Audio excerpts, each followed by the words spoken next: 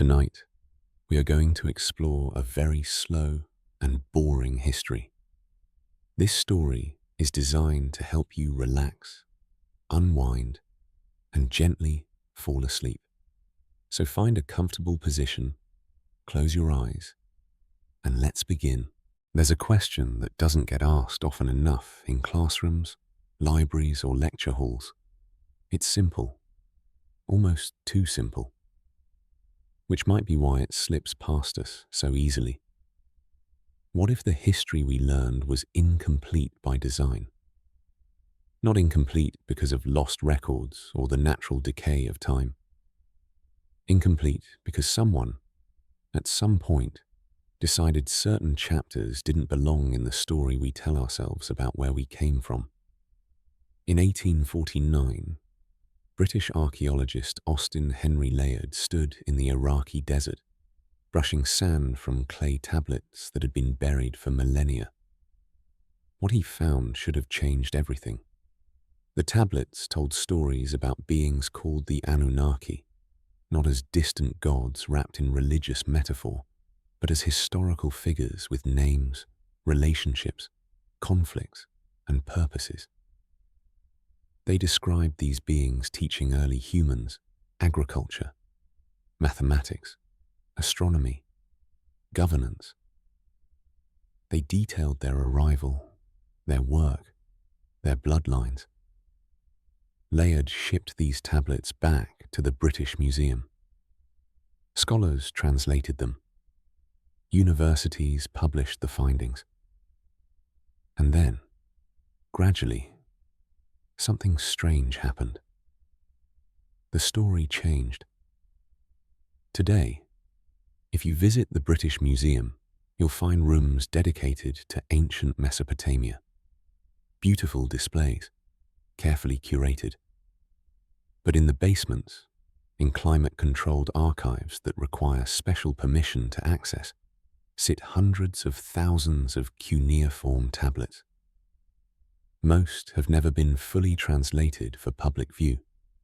The translations that do exist often come with careful qualifications, reinterpretations, scholarly distance.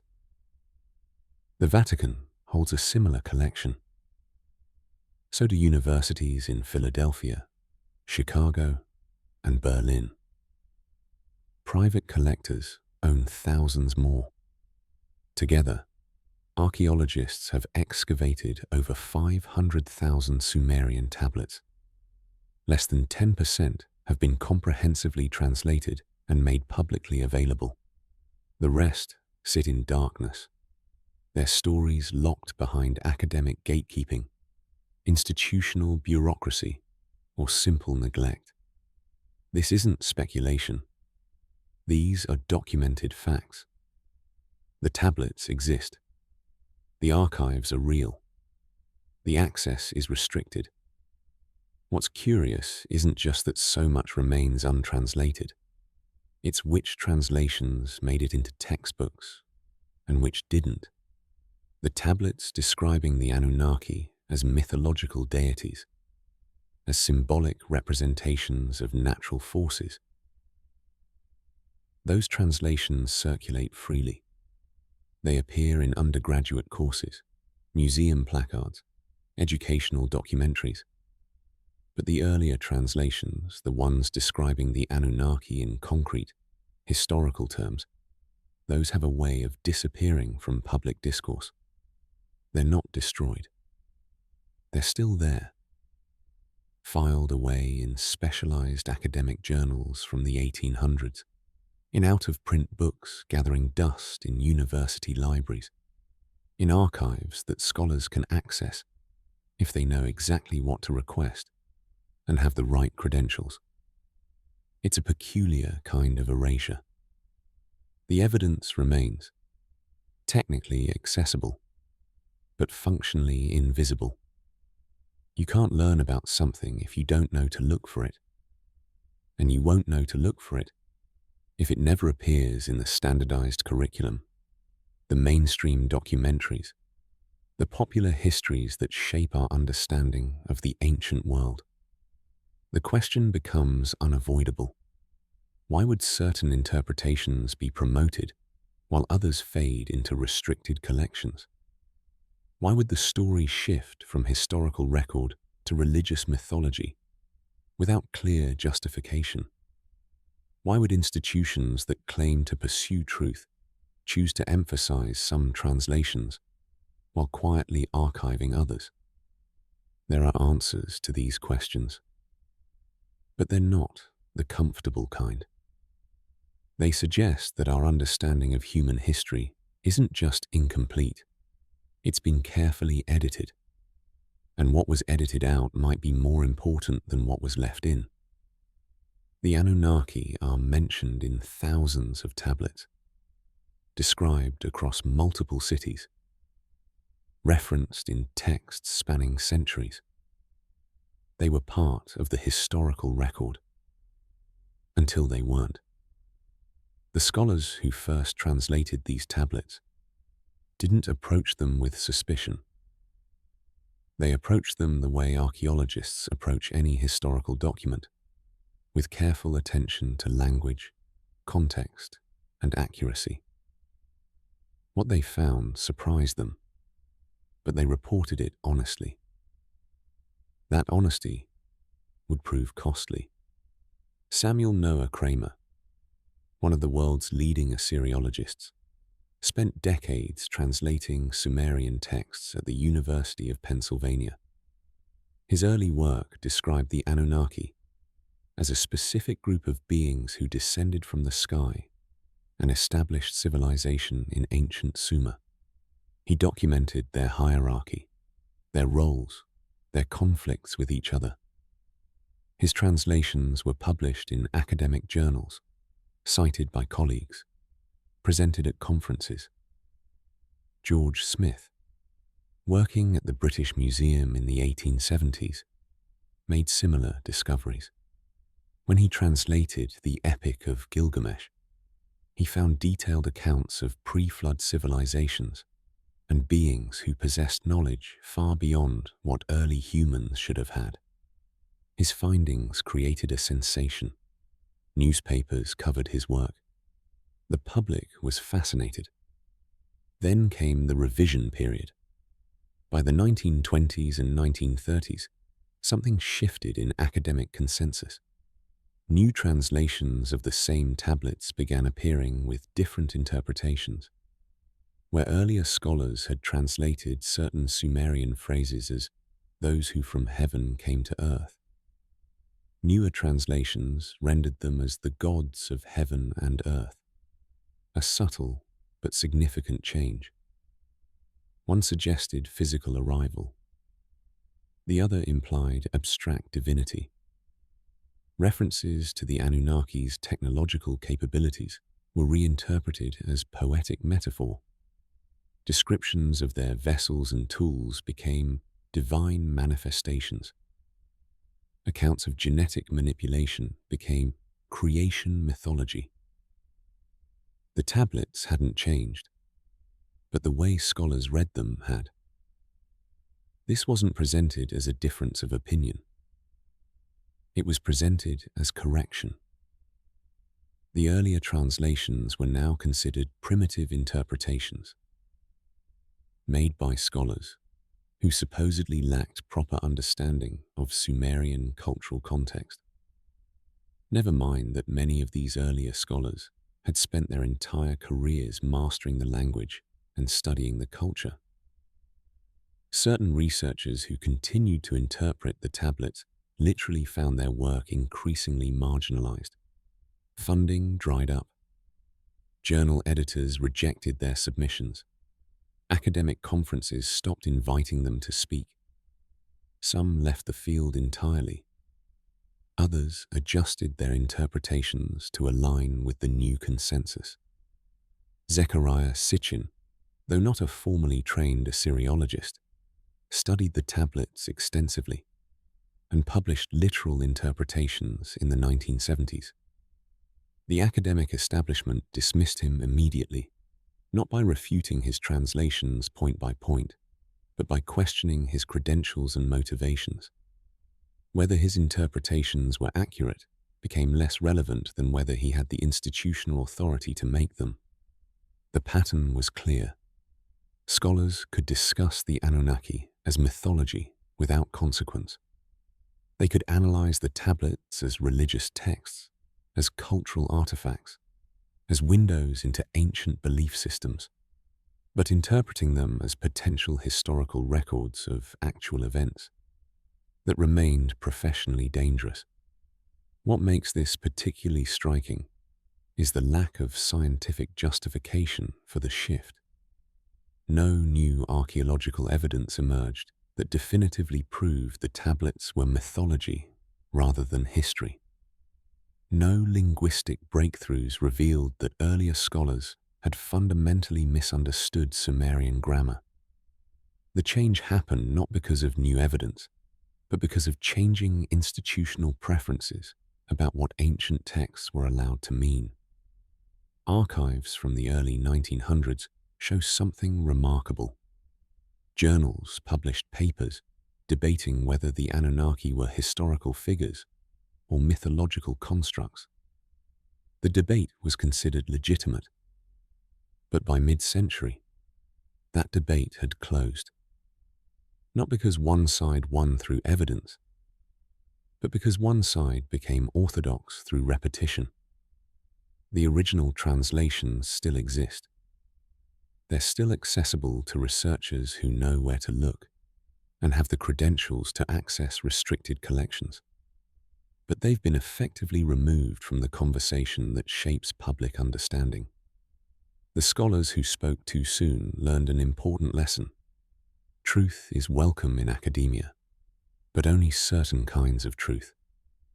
Only the kinds that fit within acceptable paradigms. The erasure of Anunnaki history follows a pattern that repeats across cultures and continents. It's not unique. It's systematic. Consider Plato's account of Atlantis. For centuries, scholars debated whether his description was literal or allegorical. But by the 20th century, academic consensus settled firmly on allegory, despite Plato himself insisting he was relaying historical records from Egyptian priests. The debate was declared closed, and anyone who continued to search for Atlantis as a real place was labeled a pseudoscientist. The same pattern appears in ancient Sanskrit texts that describe vimanas, flying machines with detailed technical specifications. Early translators documented these descriptions as technological accounts. Later, scholars reclassified them as mythological imagination. The language hadn't changed. The interpretation had. In South America, massive stone structures at Puma Punku and Sacsayhuaman show engineering precision that challenges our understanding of ancient capabilities. Stones weighing hundreds of tons, cut with impossible accuracy, fitted together without mortar, in ways modern engineers struggle to replicate. The orthodox explanation is that ancient people used simple tools and abundant labor. The structures themselves seem to argue otherwise, but the orthodox explanation remains orthodox. Ancient maps like the Peary Race Map show Antarctica's coastline as it existed before ice coverage, knowledge that shouldn't be possible without aerial surveying or access to much older source maps. Rather than investigate how ancient cartographers obtained this information, mainstream scholarship dismisses the maps as fortunate coincidences or creative interpretations of known coastlines. The Antikythera mechanism, recovered from a Greek shipwreck, contains gear mechanisms so sophisticated they shouldn't exist for another 1,000 years. It's acknowledged, briefly marveled at, then filed away as an anomaly rather than evidence that our timeline of technological development might be incomplete. Each of these mysteries, taken alone, might be dismissed as an outlier. But together, they form a pattern. every civilization that described contact with advanced beings, every artifact that suggests lost technological knowledge, every text that claims humanity received help from those who came before, all of it gets reclassified, reinterpreted, or ignored. The common thread is clear. These pieces of evidence challenge the linear progression narrative. They suggest that human civilization might not have developed in a straight line from primitive to advanced. They imply cycles, rises and falls, knowledge gained and lost, civilizations that reached heights before collapsing back into darkness. The Anunnaki tablets describe exactly this kind of cyclical history. They speak of ages before the flood, when humanity possessed knowledge that was later lost. They describe catastrophes that reset civilization. They suggest that what we call the beginning might have been a rebuilding. But accepting this framework requires abandoning deeply held assumptions. It means acknowledging that our ancestors might have been more advanced than we've been taught. It means considering that knowledge could flow from past to present, rather than present being inherently superior to past. It means questioning whether the story of constant human progress is complete or convenient. Institutions built on the linear progress narrative have strong incentives to maintain it. Museums organize their collections chronologically, showing clear advancement from primitive to sophisticated. Universities structure their curricula around developmental stages. Textbooks present history as an arrow pointing forward. Evidence that doesn't fit gets quietly set aside. Not destroyed. That would be too obvious. Just archived, restricted, reinterpreted into acceptability. The result is a curated version of history where certain possibilities are explored while others remain perpetually off-limits, where some questions are encouraged and others are considered settled before investigation begins.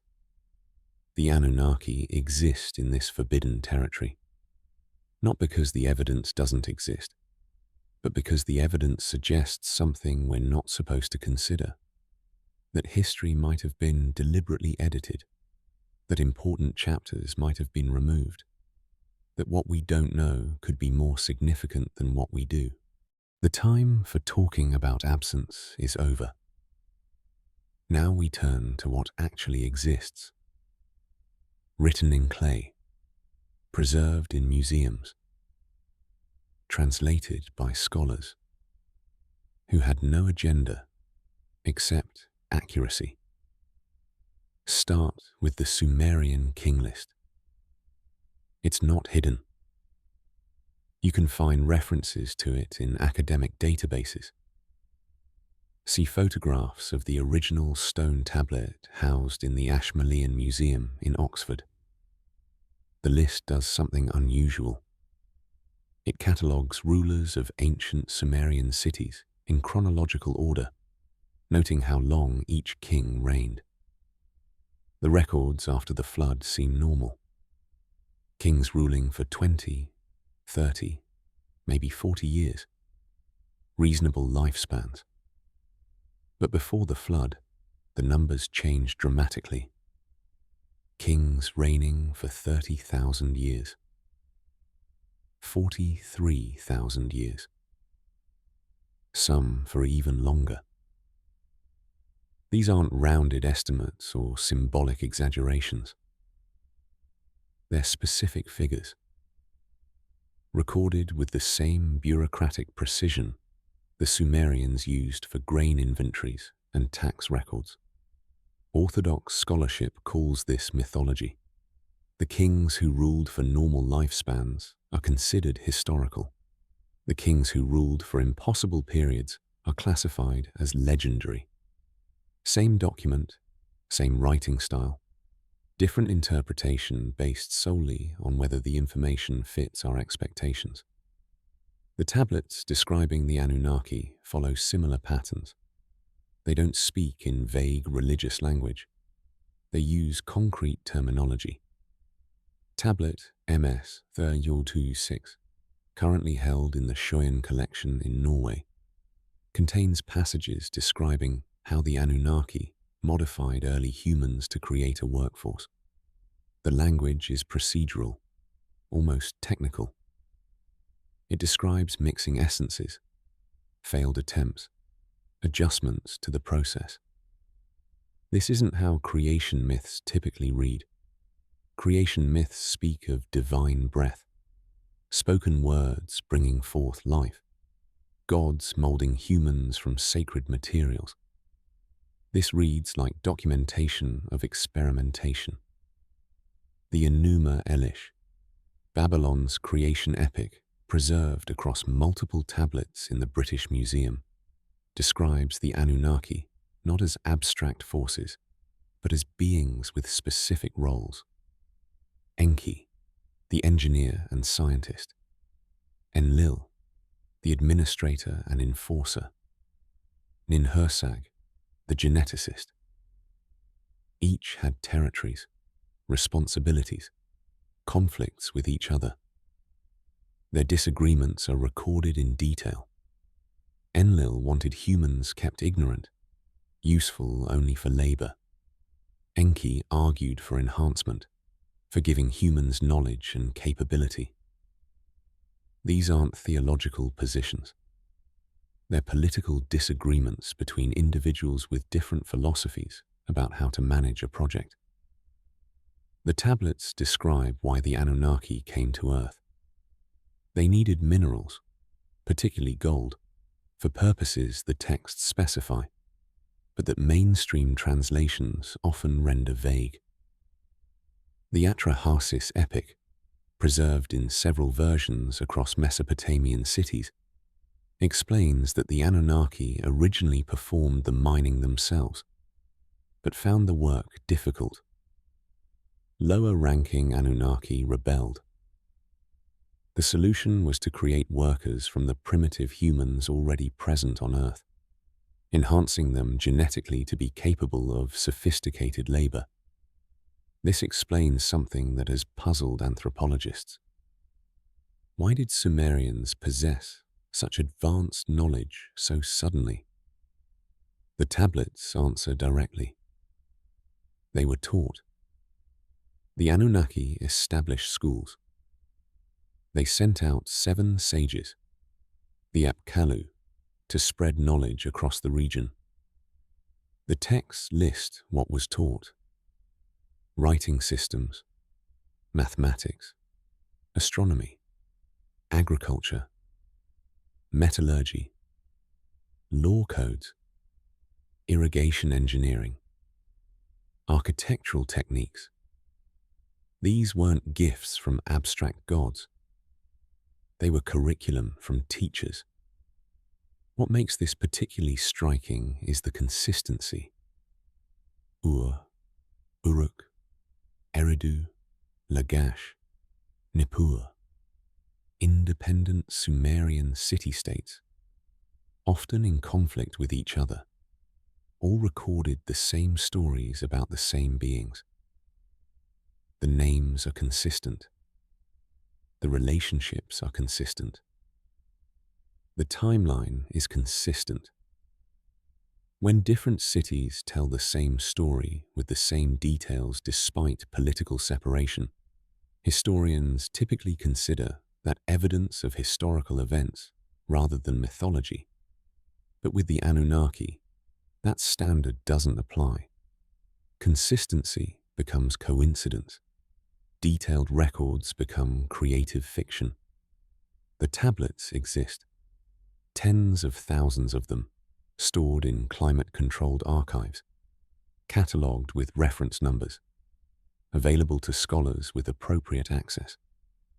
The translations exist too, published in academic journals spanning more than a century.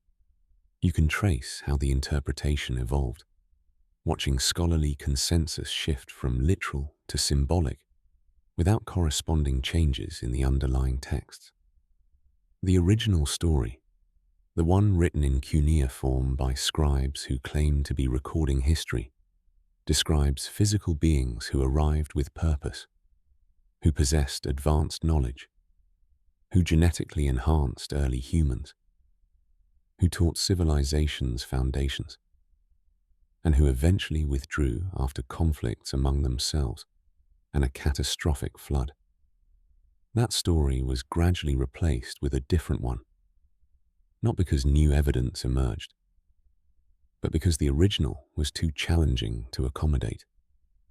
The tablets don't just describe what the Anunnaki did, they describe what they looked like, how they arrived, what tools they used. Ancient scribes drew distinctions we tend to ignore.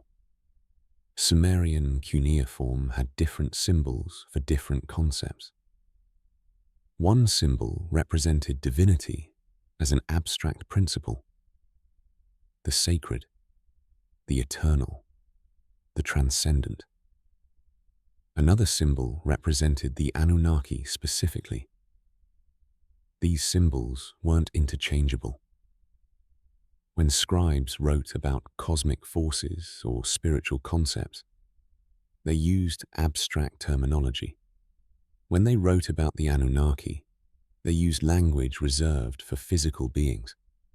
The descriptions are surprisingly consistent across tablets. Taller than humans, though not impossibly so. Distinctive features that multiple texts mention. Elongated skulls, larger eyes, skin that some passages describe as having unusual tones or a subtle radiance. These aren't the flowery exaggerations typical of mythology. They read like observations. Compare these Sumerian descriptions with accounts from cultures that had no contact with Mesopotamia.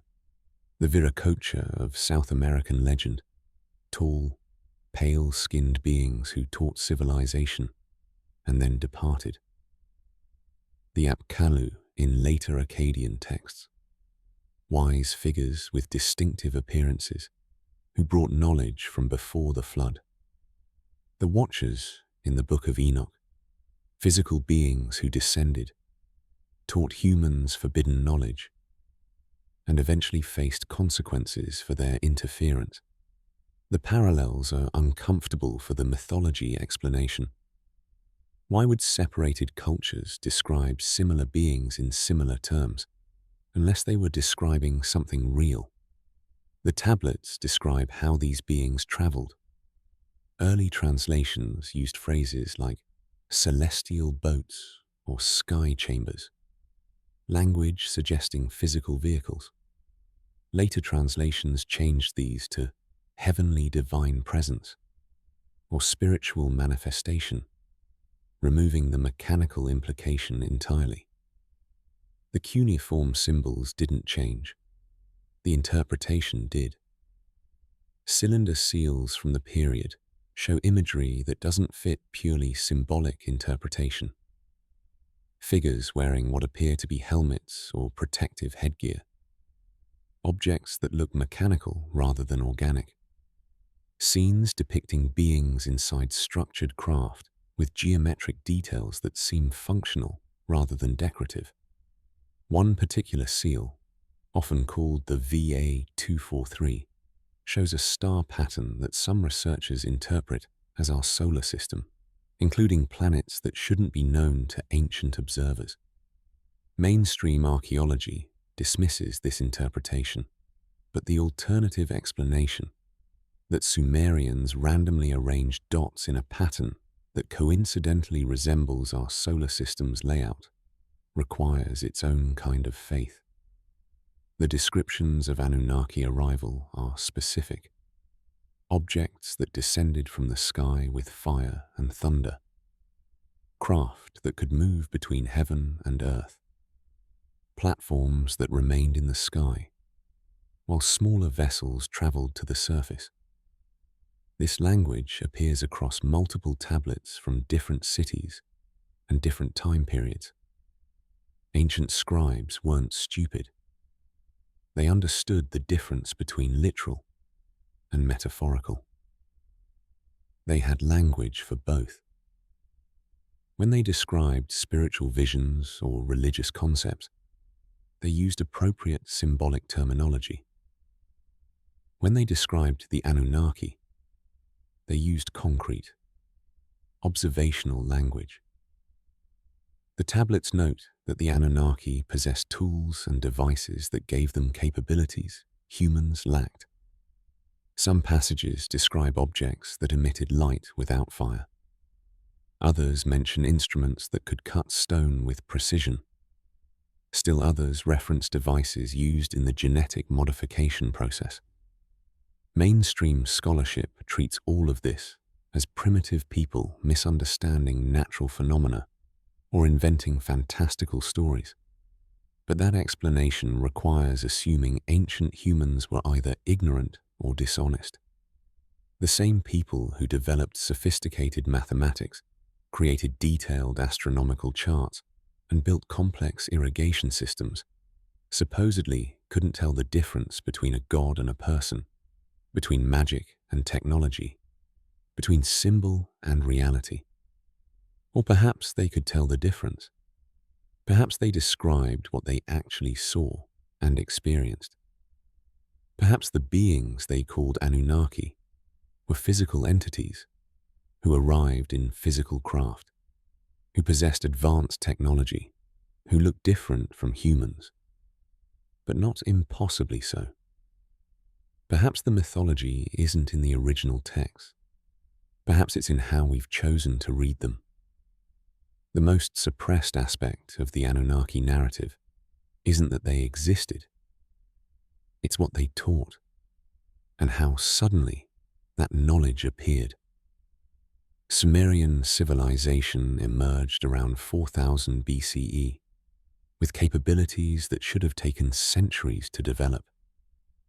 They had writing systems, complex mathematics, astronomical knowledge, legal codes, architectural techniques, irrigation engineering, and sophisticated metallurgy, all appearing within a few generations in what had previously been simple agricultural settlements.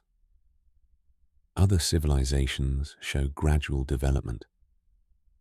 Egypt developed hieroglyphics over centuries, with clear evolutionary stages visible in the archaeological record. Chinese writing systems show similar progression, but Sumerian cuneiform appears nearly fully formed, with only brief transitional periods. The tablets explain this anomaly directly. Knowledge wasn't developed, it was transferred. The me, fundamental principles of civilization, are described in specific texts as tangible things that could be possessed and transmitted. When the goddess Inanna acquired the me from Enki, the tablets list exactly what she received: kingship, priesthood, metallurgy, leatherworking, writing, music, mathematics, astrology, architecture, and dozens of other specific skills and technologies. These aren't abstract blessings. They're curriculum. The tablets describe schools where Anunnaki taught humans. They mention the Ap Kalu, 7 sages sent out to spread knowledge across the region. These aren't metaphors. The texts treat them as historical figures with specific assignments and documented results. Consider what Sumerians knew that they shouldn't have known. They used a base 60 mathematical system, the same system we still use for measuring time and angles. Why would ancient people develop such a complex system rather than the simpler base 10? The tablets suggest it was taught to them by beings who needed sophisticated mathematics for astronomical calculations. Sumerians knew about Uranus and Neptune, planets invisible to the naked eye, thousands of years before telescopes. They created astronomical charts with accuracy that required either centuries of careful observation or advanced knowledge provided by teachers who already possessed it. Their understanding of planetary orbits, lunar cycles, and stellar precession exceeded what trial and error should have produced. The tablets credit specific Anunnaki with teaching this knowledge. Sumerian medical texts contain surprisingly accurate anatomical information and surgical procedures. Their agricultural techniques showed understanding of crop genetics and selective breeding. Their metallurgy produced alloys that required knowledge of precise temperature control and material properties.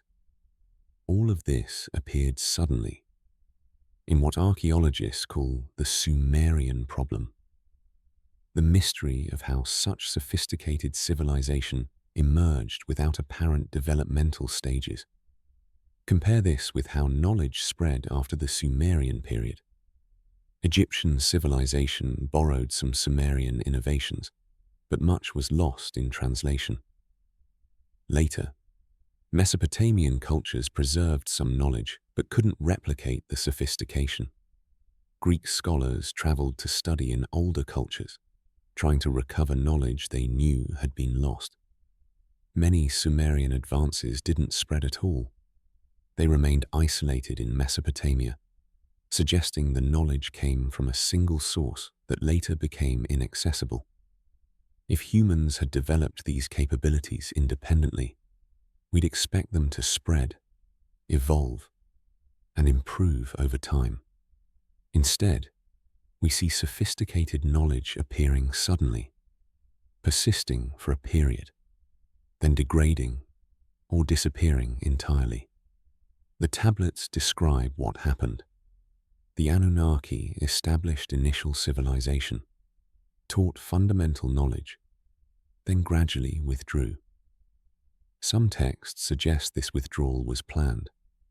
Others imply it was forced by conflicts among the Anunnaki themselves, but the result was the same. The source of advanced knowledge was cut off. Humanity was left with inherited tools and techniques. They understood how to use, but not how to derive from first principles. This explains why later civilizations had to painstakingly rediscover or reinvent what Sumerians possessed from their inception. The knowledge transfer narrative makes sense of anomalies that the gradual development model struggles to explain. It accounts for sudden sophistication, isolated advances, and the curious fact that humanity's earliest civilization was, in many ways, more advanced than the civilizations that followed. The tablets tell us exactly what happened. Someone taught us. Then they left. And we've been trying to remember the lessons ever since. Something shifted between the world wars. Not suddenly, not dramatically, but with the quiet inevitability of consensus forming in closed rooms. In the 1840s, when Layard first shipped tablets from Mesopotamia to London, scholars approached them with straightforward curiosity. What did these ancient texts say? George Smith, working in the British Museum's cramped offices in the 1870s, translated the Epic of Gilgamesh and presented what he found. Accounts of pre-flood rulers, beings who descended from the sky, knowledge given to early humans by those who came before. His translations made headlines. The public was fascinated. Academic journals published his work without controversy. Through the late 1800s and early 1900s, Assyriologists treated Anunnaki references as they would any historical claim, something to be investigated, debated, tested against other evidence. The tablets were catalogued as historical records. Museums displayed them alongside other ancient documents. University courses taught them as windows into early Mesopotamian civilization. Papers were published regularly. Between 1918 and 1935, over 200 academic articles discussed the Anunnaki, exploring various interpretations of who they were and what their presence in the tablets meant. Scholars disagreed, certainly, but the disagreements were considered legitimate scholarly debate. Then the pattern changed. Between 1935 and 1950, only 12 papers about the Anunnaki appeared in major journals. The tablets themselves hadn't changed. Thousands still sat in museum archives, the cuneiform as readable as ever. But the academic conversation simply stopped. What happened in those intervening years was subtle but total. Archaeology professionalized. Standards emerged. Peer review processes formalized. Funding structures centralized. None of this was sinister in itself. These were normal institutional developments, but they had an effect. New translation methodologies appeared that prioritized cultural context over literal reading. Scholars began interpreting ancient texts not by what they actually said, but by what ancient people supposedly must have meant. The assumption became that ancient humans thought in purely mythological terms, so any text that seemed to describe physical events must actually be symbolic. Compare translations from different eras, and you'll see the shift in real time. A cuneiform phrase that Louis Spence translated in 1880 as "those who from heaven came to earth" appears in a 1932 textbook as the gods of heaven and earth. Same symbols, different interpretation. The physical arrival becomes abstract divinity. The concrete becomes metaphorical. By the 1940s, this reinterpretation was complete. The Anunnaki were officially mythological figures, divine beings from religious texts, symbols of natural forces or psychological archetypes. Anyone who continued to read the tablets literally found themselves outside the new consensus. Funding structures reinforced the change. Archaeological excavations became expensive, requiring institutional backing. Independent scholars who lacked university affiliation lost access to dig sites and archives. The few institutions wealthy enough to sponsor major excavations naturally favored researchers whose interpretations aligned with established frameworks. Peer review, meant to ensure quality, became a mechanism for enforcing orthodoxy. Journal editors were drawn from the same small pool of senior scholars. These editors selected reviewers from among their own students and colleagues. Papers that challenged consensus interpretations were rejected, not because of factual errors, but because of methodological concerns or insufficient engagement with established scholarship. Canonical interpretations emerged, standard readings that appeared in textbook after textbook, referenced in paper after paper, until they became simply what everyone knows. Alternative readings didn't need to be actively suppressed. They just needed to be ignored long enough to fade from active discussion. This wasn't unique to Sumerian studies. The same pattern appeared in Egyptology, where earlier scholars' literal interpretations of pyramid texts gave way to purely symbolic readings. In Mesoamerican archaeology, where accounts of civilizing culture heroes were reclassified as mythology. In biblical scholarship, where historical claims were increasingly treated as theological literature. The synchronization is striking. Across multiple fields, dealing with different cultures and different texts, the same shift happened in the same decades. Literal interpretations became unfashionable. Symbolic readings became orthodox. Physical possibilities became mythological impossibilities. The institutions involved would deny coordination. They'd point to independent scholarly judgment. evolving methodologies, improved understanding of ancient cultures. But the result was coordinated regardless of intention. A wholesale reinterpretation of humanity's oldest texts, all moving in the same direction, all arriving at the same conclusion. The Anunnaki were not historical. They could not be historical. Therefore, any text suggesting they were historical must be read differently. The tablets didn't change. The narrative about the tablets did. Knowledge is controlled not through dramatic censorship, but through quiet management of access and authority. The story of how Anunnaki research was contained is a story of gates and gatekeepers. A relatively small number of institutions hold most of the world's cuneiform tablets. The British Museum houses perhaps the largest collection. The University of Pennsylvania's Museum of Archaeology and Anthropology holds tens of thousands more. The Louvre, the Pergamon Museum in Berlin, the Oriental Institute at the University of Chicago. These few institutions possess the primary sources. This creates natural bottlenecks. If you want to study original tablets, you need access to these collections. Access requires credentials, institutional affiliation, and often personal connections with collection curators.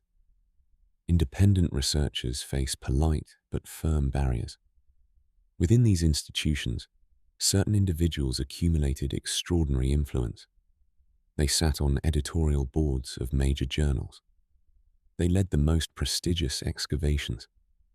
They trained the next generation of scholars.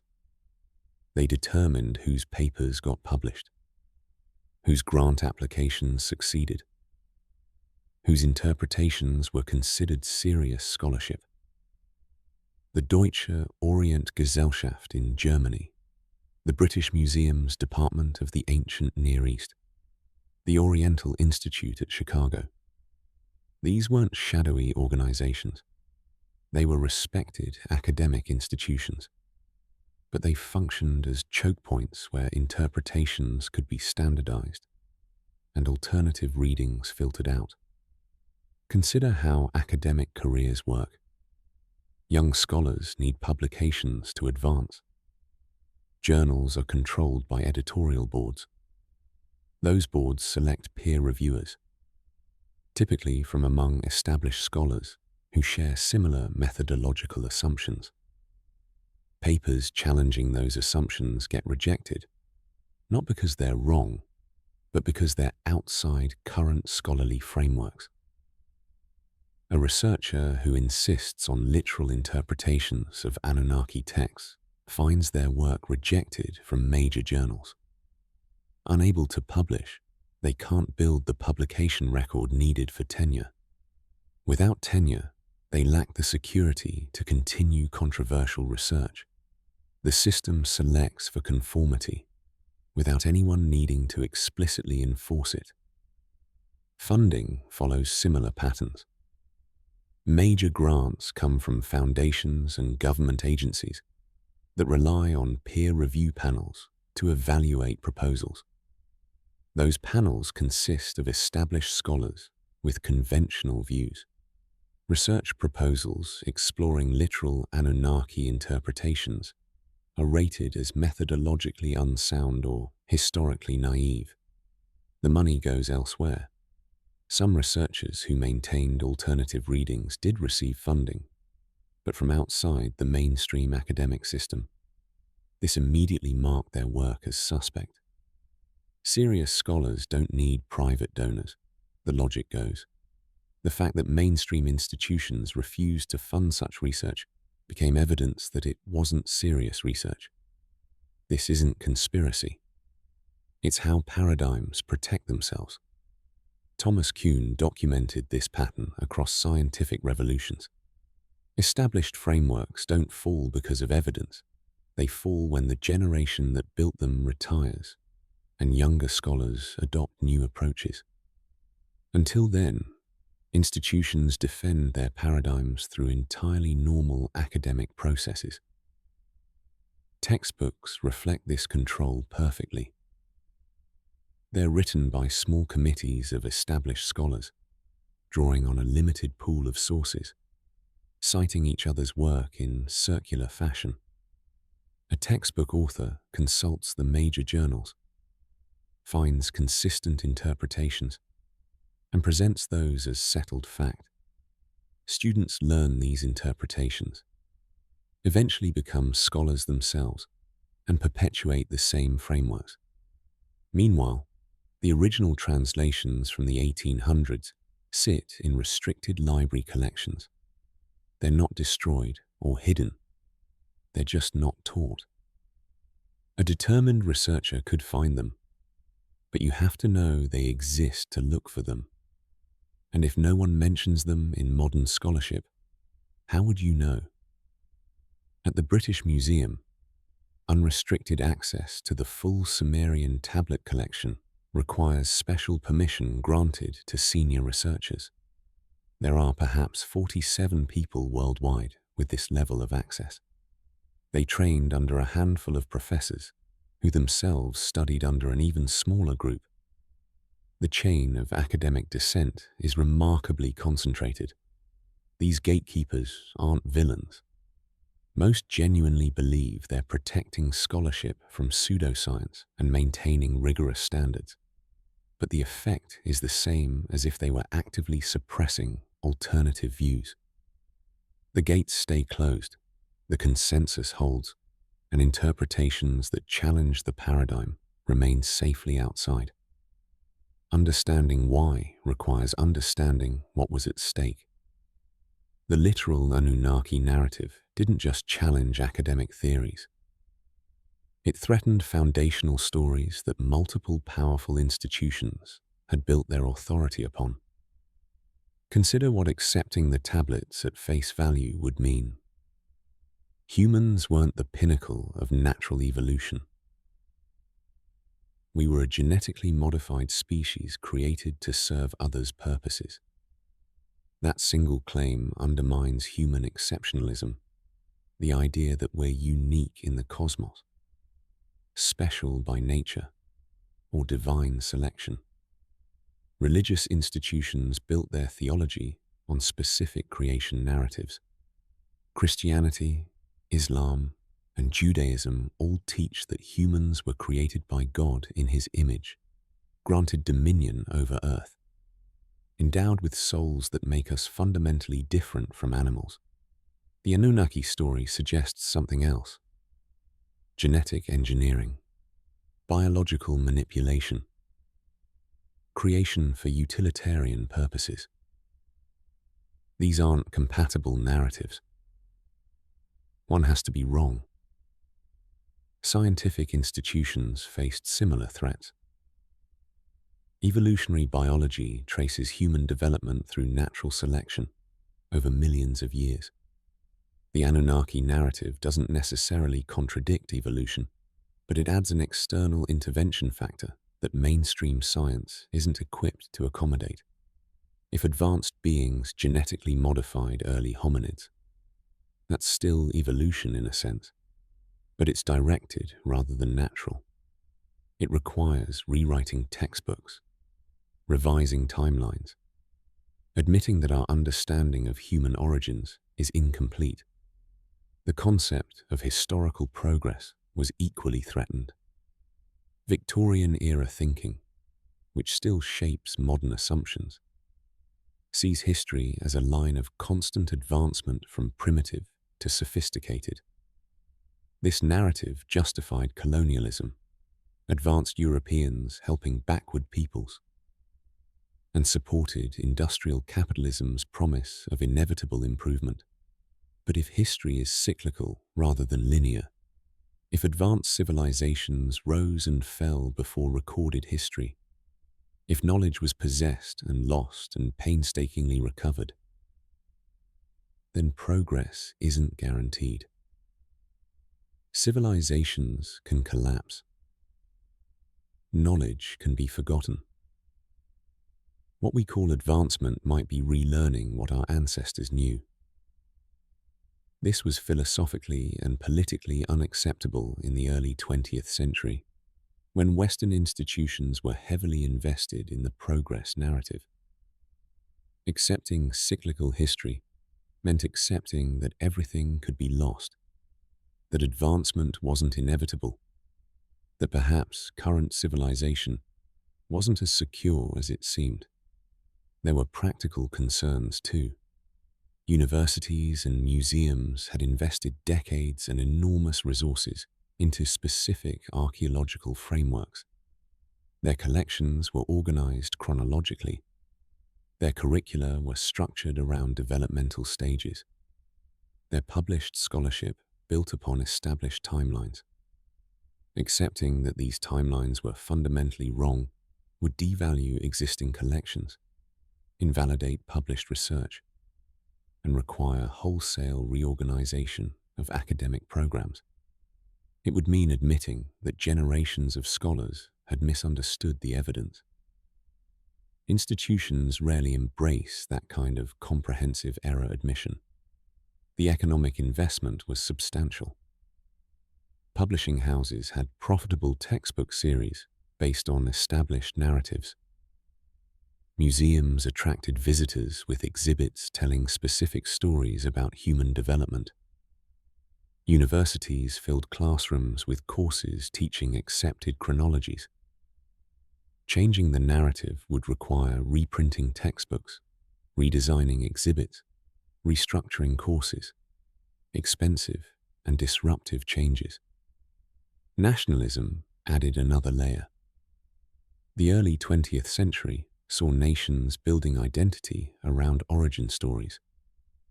If civilization was taught by external beings rather than developed independently, it undermined claims of national or racial superiority. Greeks couldn't claim unique genius if knowledge came from outside. Neither could Egyptians, Chinese, or Europeans. Everyone would be equally recipients of gifted knowledge. The threat wasn't to one institution or one narrative, but to multiple interlocking frameworks that supported each other and provided foundation for religious, scientific, political, and economic systems. The solution wasn't to destroy evidence. That would be too obvious and create martyrs. The solution was reinterpretation. Change how the texts are read. Shift from literal to symbolic. Transform historical claims into mythology, not through lies but through methodological choices about how to translate, what context to emphasize, which interpretations to teach. The erasure was protective rather than malicious. Institutions protecting their paradigms, their investments, their authority, their foundational narratives. They weren't necessarily hiding truth. They were defending everything they'd built on the assumption that certain things couldn't be true. But sometimes what can't be true is simply what we can't afford to accept. Physical evidence has a way of becoming inconvenient. When objects tell stories that don't fit accepted narratives, those objects have a tendency to vanish, not dramatically, not all at once, but through the quiet mechanisms of institutional control. The Baghdad Museum looting in 2003 is remembered for its chaos. During the early days of the Iraq War, the museum was ransacked. Thousands of artifacts disappeared in what was widely reported as random criminal opportunism. Except the pattern of what vanished wasn't quite random.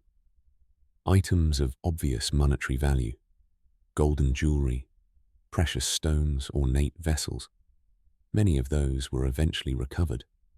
Looters sold them. Authorities tracked them down. Museums quietly reacquired them. But certain tablets, certain cylinder seals, certain artifacts depicting what appeared to be technological devices or detailed interactions between the Anunnaki and early humans, those remain missing. No black market sales. no recovery operations. Just gone.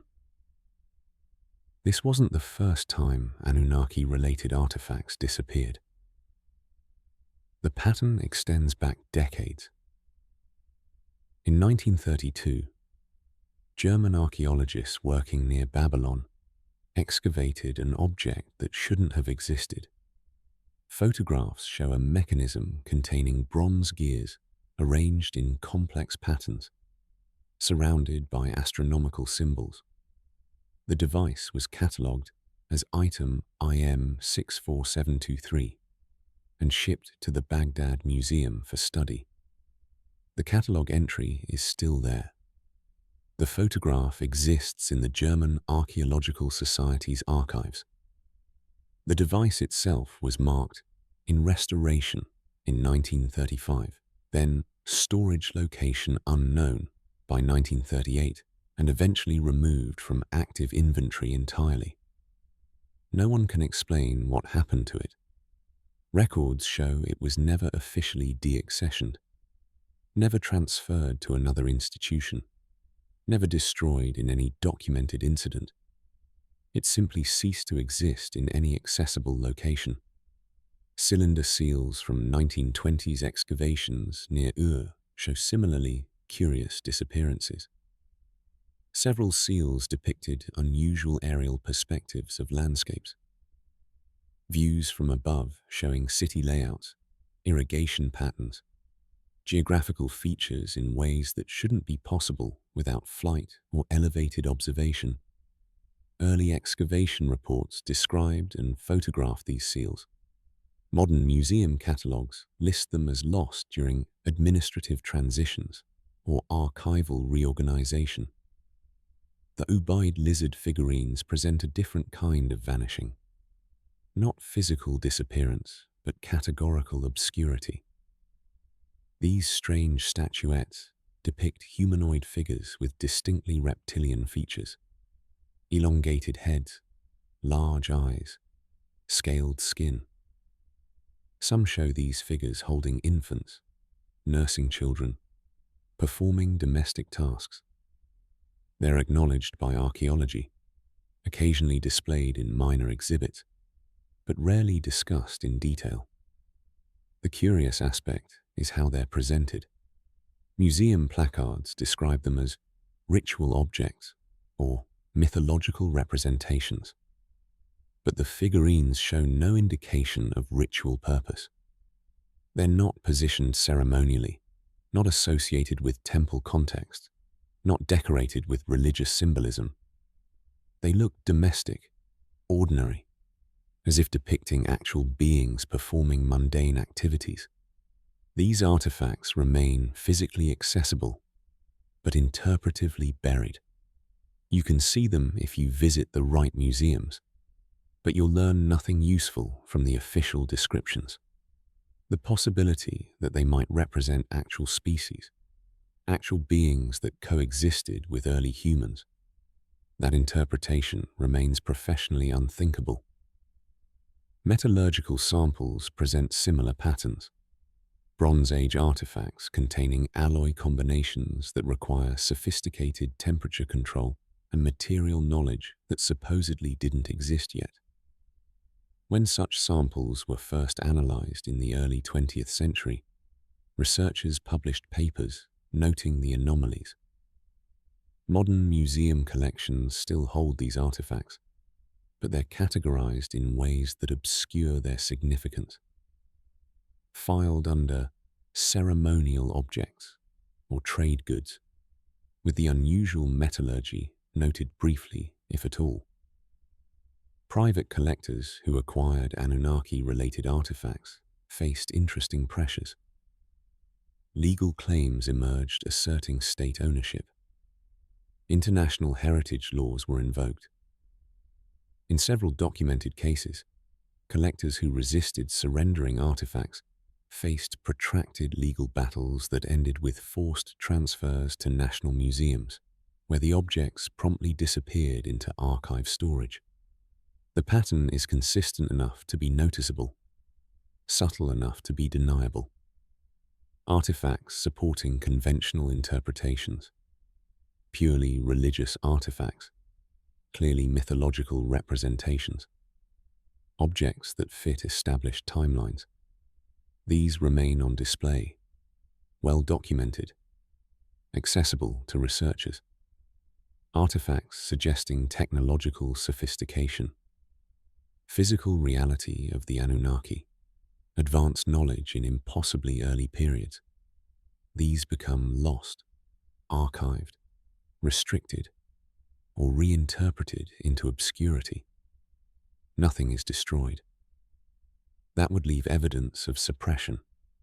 Instead, inconvenient objects are simply managed into irrelevance through the bureaucratic machinery of institutional control. Catalogued but inaccessible. Acknowledged but unexplained.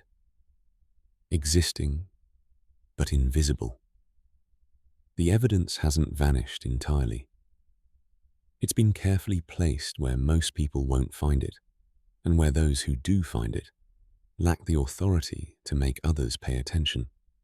Some places remain unexcavated, not because they're unknown or inaccessible, but because someone decided they should stay that way.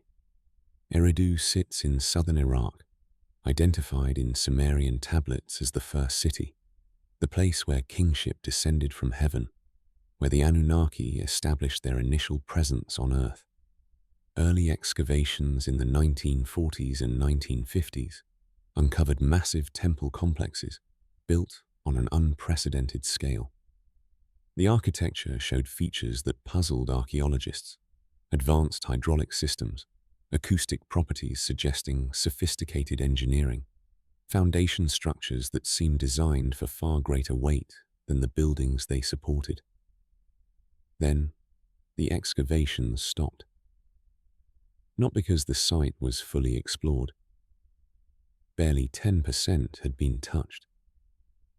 Not because funding dried up. Eridu's significance guaranteed interest. The work simply halted, and the site has remained largely untouched for over 60 years, despite being arguably the most important location in early Mesopotamian history. Official explanations cite political instability, changing research priorities, preservation concerns, but nearby sites of lesser significance continued receiving excavation permits and funding throughout the same periods. The Abzu presents an even more curious case. Ancient texts describe it as Enki's underground dwelling, a place beneath Eridu, where the Anunnaki maintained facilities. Most scholars treat this as pure mythology, symbolic language for the underworld or subconscious. But in 1988, ground-penetrating radar surveys detected a massive underground structure beneath the Eridu site, a complex of chambers and passages extending deep into the earth, too regular to be natural formations. The Iraqi government approved excavation permits. International funding was arranged. Then the international archaeological boards intervened, denying permits based on preservation protocols. The stated concern was that excavating might destabilize existing structures. Yet similar underground excavations proceeded at other sites where no such concerns were raised. The radar data was published in a specialized journal, noted briefly, then forgotten. The structure remains unexcavated, its nature unknown, its existence barely acknowledged in mainstream archaeological literature. After the Gulf Wars, entire swaths of southern Iraq became effectively off-limits to archaeological research. Military zones, areas deemed too dangerous, regions where permits are perpetually denied for security reasons. Satellite imagery shows clear structural outlines at multiple Sumerian sites. Geometric patterns suggesting buildings, walls, organized settlements. But ground access remains restricted. The pattern appears elsewhere. Baalbek in Lebanon contains foundation stones weighing over 800 tons, precisely cut and fitted, moved by methods unknown. The most massive stones lie in sections of the site that remain unexcavated. Proposals to explore these areas face bureaucratic obstacles. Permits are delayed, denied, or granted with restrictions so severe they make meaningful work impossible. Göbekli Tepe in Turkey, already the oldest known megalithic site, has been excavated only 5%. Ground-penetrating radar shows the explored structures are merely the surface of a much larger complex. Yet excavation proceeds at a glacial pace, with large sections declared off-limits for preservation reasons. A curious priority, given that the site survived 12,000 years buried and faces more danger from exposure than from careful excavation. What's particularly interesting is when restrictions come not from host governments, but from international archaeological organizations. Citing preservation ethics, these bodies can effectively veto excavations, even when local authorities approve. The criteria for these decisions aren't always transparent. Some sites face strict preservation protocols, while nearby locations are excavated extensively. The result is a landscape of forbidden knowledge, not hidden in the sense of being unknown, but in the sense of being deliberately unexamined. We know where these sites are. We have technology to explore them remotely.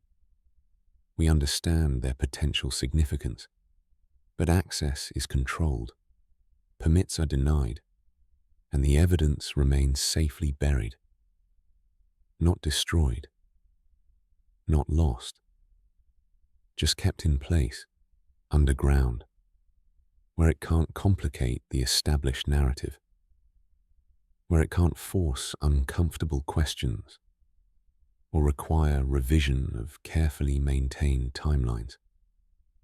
The Earth itself has become an archive with restricted access, and the restrictions serve the same function as locked library doors, keeping certain knowledge safely away from those who might use it to challenge what we've agreed to believe. The Vatican Apostolic Archives, formerly the Vatican Secret Archives, renamed in 2019, though the content remains largely the same, stretch for 53 miles of shelving beneath Vatican City. Only a fraction has been catalogued for public awareness.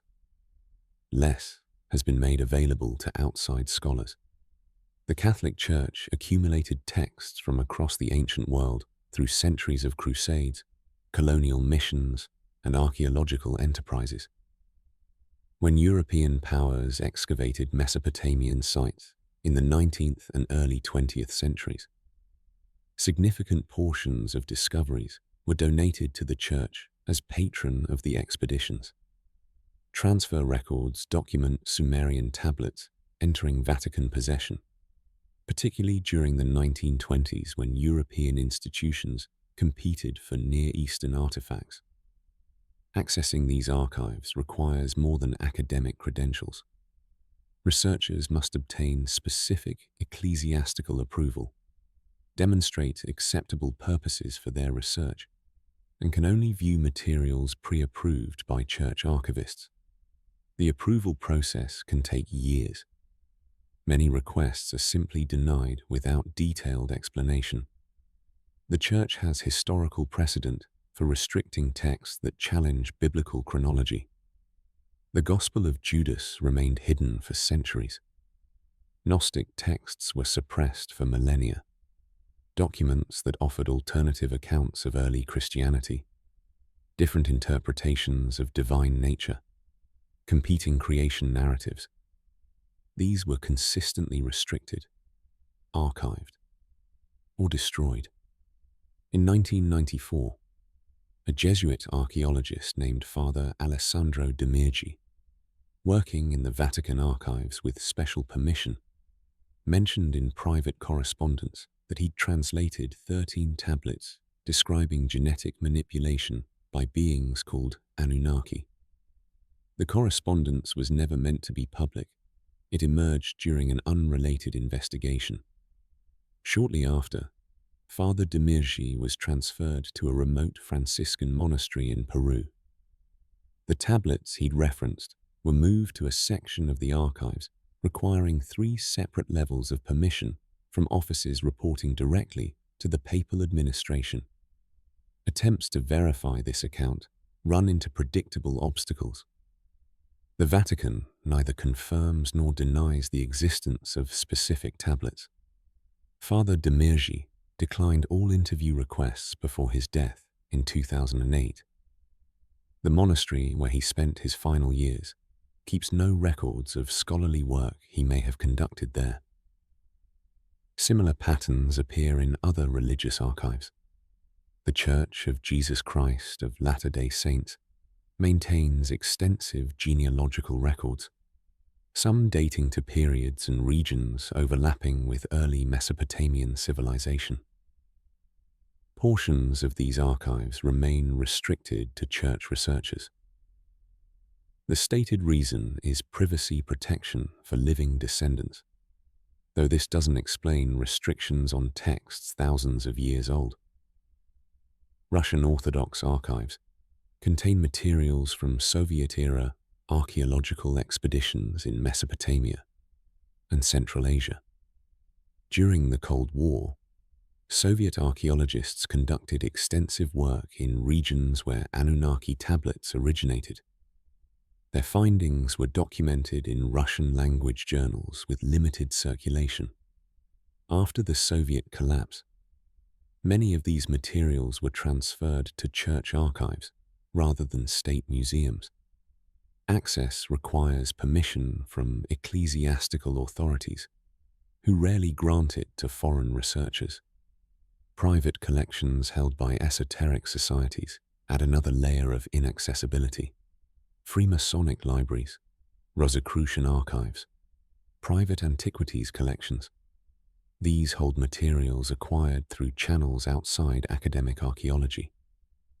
Catalogues hint at Sumerian tablets, cylinder seals, and texts referencing pre-flood civilizations, but verification is impossible without access. That's granted only to initiated members. What makes this particularly frustrating is that we know these materials exist. Catalogue references survive. Transfer records document acquisitions. Researchers who gained temporary access left notes before their access was revoked. The evidence isn't gone. It's locked behind institutional walls that have proven remarkably durable against transparency. Religious institutions justify restrictions by citing sacred obligations, preservation concerns, protection of sensitive materials. But the pattern of what gets restricted and what remains accessible suggests other priorities. Texts supporting conventional religious narratives circulate freely. Those challenging foundational stories about human origins, divine creation, or historical chronology remain perpetually archived. The Vatican could open these archives tomorrow. Technology exists to digitize and distribute ancient texts globally. Academic interest is enormous. The knowledge would advance understanding of early civilization significantly. But institutions don't surrender control easily, especially when that control protects narratives central to their authority. So the miles of shelving remain dim, climate-controlled, and inaccessible. The knowledge sits in darkness, not destroyed, but functionally erased, available in theory, but impossible to access in practice.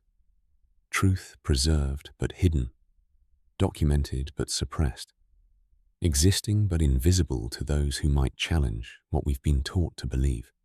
You can suppress documents, restrict archives, reinterpret texts, but you can't erase knowledge that's embedded in systems we still use. Mathematics doesn't care about institutional consensus. Numbers either work or they don't. The Sumerians used a base 60 numerical system. We still use it every time we check a clock or measure an angle. 60 seconds in a minute. 60 minutes in an hour. 360 degrees in a circle. It's so familiar, we rarely ask why. Based on 10 makes intuitive sense. We have 10 fingers. Counting in tens feels natural. Most early civilizations developed base 10 or base 20 systems based on fingers and toes. But base 60 is complex, requiring memorization of 60 distinct symbols and elaborate multiplication tables. Why would ancient people, supposedly just emerging from primitive conditions, choose such an unnecessarily complicated system? The answer becomes clear when you work with astronomical calculations. Base 60 is ideal for dividing circles, calculating orbital periods, measuring celestial angles. It's the choice of people who need sophisticated mathematical tools for advanced astronomy. It suggests teaching from those who already understood these applications. Sumerians knew things they shouldn't have known. They calculated the precession of the equinoxes, a cycle lasting 26,000 years caused by Earth's axial wobble. Discovering this through observation alone requires centuries of continuous, precise skywatching across multiple generations. But Sumerian astronomical texts describe it as established knowledge, not recent discovery. The Plimpton 322 tablet, housed at Columbia University, contains Pythagorean triples, sets of 3 numbers that form right triangles. It dates to approximately 1800 BCE, over 1,000 years before Pythagoras. The tablet doesn't show someone discovering these relationships through experimentation. It shows someone who already understood advanced trigonometry, recording reference tables. Sumerian astronomical texts describe planetary orbits with startling accuracy. They knew Saturn's orbital period, 29.46 years. Modern measurement, 29.457 years. The margin of error is less than 0.5%. Without telescopes, without computers, supposedly without even understanding that planets were worlds rather than wandering stars, they calculated orbital periods accurately enough that we're still using essentially the same figures. They knew about Uranus and Neptune, planets invisible to the naked eye. The famous VA243 cylinder seal shows what some researchers interpret as our solar system with all planets present, including outer planets that weren't officially discovered until the 1700s and 1800s. Mainstream archaeology dismisses this interpretation, but the alternative, that Sumerians randomly arranged dots in a pattern coincidentally resembling our solar system, requires its own suspension of disbelief. The orthodox explanation is that Sumerians were simply gifted, naturally talented at mathematics and astronomy in ways other contemporary civilizations weren't.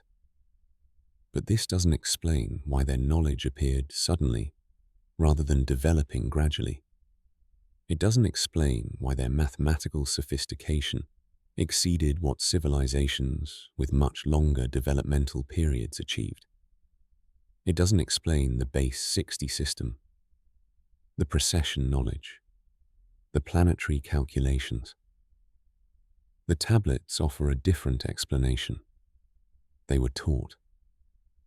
Specific texts describe the Anunnaki teaching astronomy, mathematics, measurement systems, not through divine inspiration or mystical revelation, but through direct instruction. Schools where humans learned, teachers who demonstrated. Knowledge transferred from those who already possessed it to those who didn't. What makes this particularly compelling is what happened to Sumerian mathematical knowledge afterward. It didn't spread widely. Later, civilizations knew the Sumerians had possessed advanced understanding, but much was lost.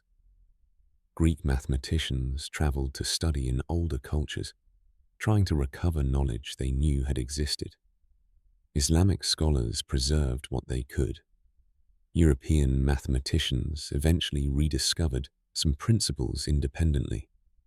If humans had developed this mathematical sophistication naturally, we'd expect it to spread, evolve, improve over generations. Instead, we see advanced knowledge appearing suddenly in Sumer, persisting for a period, then degrading. Knowledge that acts like it was imported from an external source, maintained while that source was accessible, then fragmenting when the source was cut off.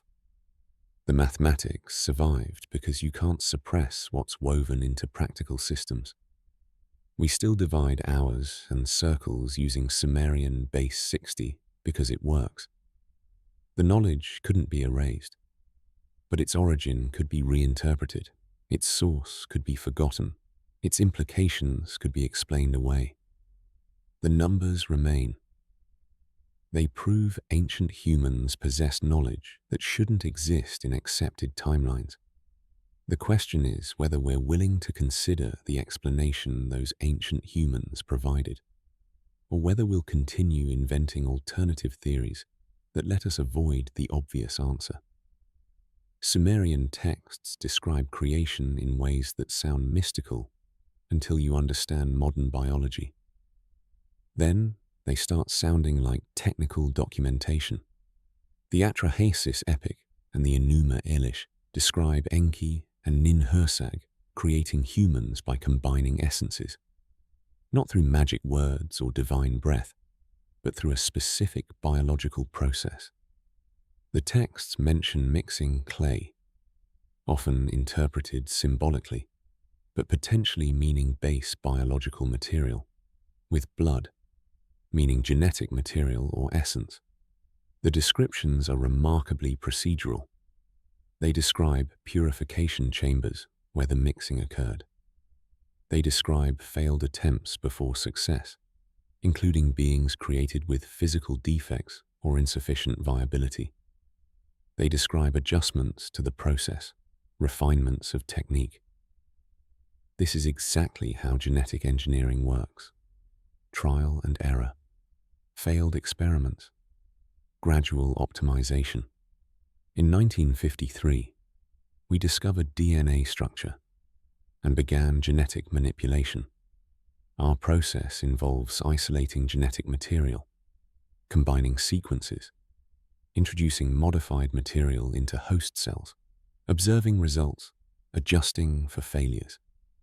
The Sumerian texts describe essentially the same process 4,000 years earlier, using language available to Bronze Age scribes to describe concepts that wouldn't have formal scientific terminology until the 20th century. The concept of the me appears again, but with specific biological implications. When texts describe transferring me from Anunnaki to humans, they list specific enhancements: intelligence, language capacity, upright posture, optimization. These aren't random divine gifts. They're targeted genetic modifications.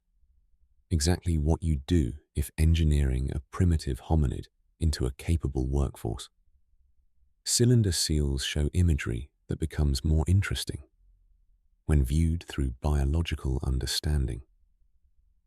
Intertwined serpents appear repeatedly in healing contexts. The symbol looks remarkably similar to DNA's double helix structure. Coincidence? Perhaps.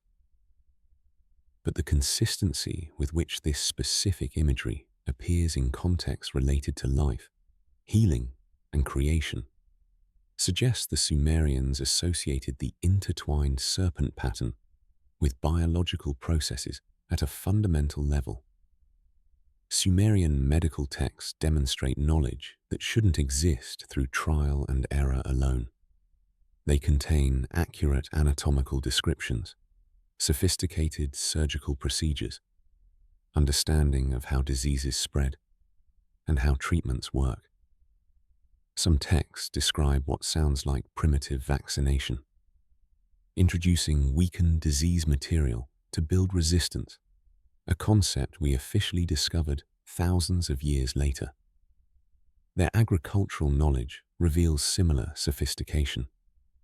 Sumerians developed crop breeding programs that created modern wheat, barley, and date palm varieties. This work requires understanding inherited traits, selective breeding, genetic stability across generations. Their texts describe these processes in terms that suggest conceptual understanding, not just practical observation. They understood that traits pass from parents to offspring in predictable but sometimes variable ways. Agricultural texts describe what resembles dominant and recessive characteristics, explaining why certain crop crosses produce consistent results, while others show variation. This understanding predates Mendel's pea experiments by millennia. The language barrier makes direct interpretation challenging. Ancient scribes lacked scientific terminology for genetics, chromosomes, DNA. But they described what they observed or were taught using available vocabulary. When we translate mixing essences in purification chambers, we might be reading Bronze Age descriptions of genetic laboratories. The texts explicitly state that creating humans required multiple attempts. Early versions had flaws. Some lacked sufficient strength. Others couldn't reproduce. Still others had mental deficiencies. The creators adjusted their process until producing viable, stable workers. This narrative maps perfectly onto genetic engineering challenges we face today. Mainstream scholarship treats all of this as mythology. The mixing of essences becomes symbolic creation metaphor. The failed attempts become theological commentary on imperfection. The specific procedural descriptions become poetic embellishment. But this interpretation requires assuming ancient scribes were being metaphorical about processes they describe in concrete technical terms. The alternative is that they were describing what actually happened, using the best language available to them. That genetic manipulation occurred thousands of years ago, conducted by beings with advanced biological knowledge, documented by observers who understood they were witnessing something significant, even if they couldn't fully explain the mechanisms. The knowledge survived in fragments: medical understanding, agricultural techniques, symbolic associations between life processes and specific imagery. It couldn't be fully erased because it was embedded in practical systems that worked.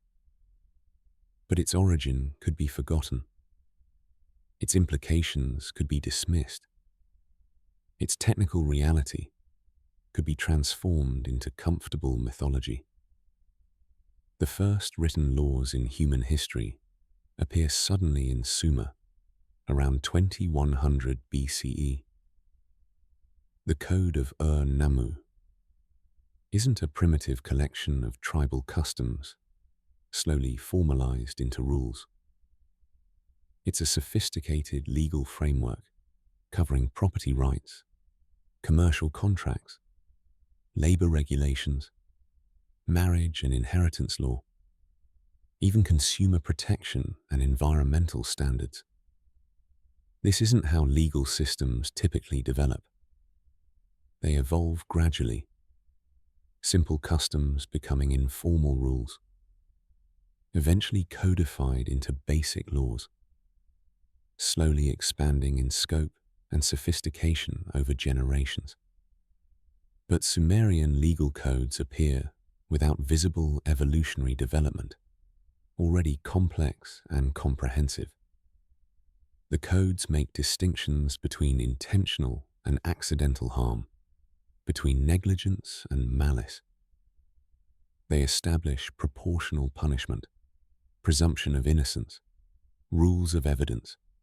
They cover scenarios that only arise in advanced commercial societies: breach of contract, false advertising, liability for defective products.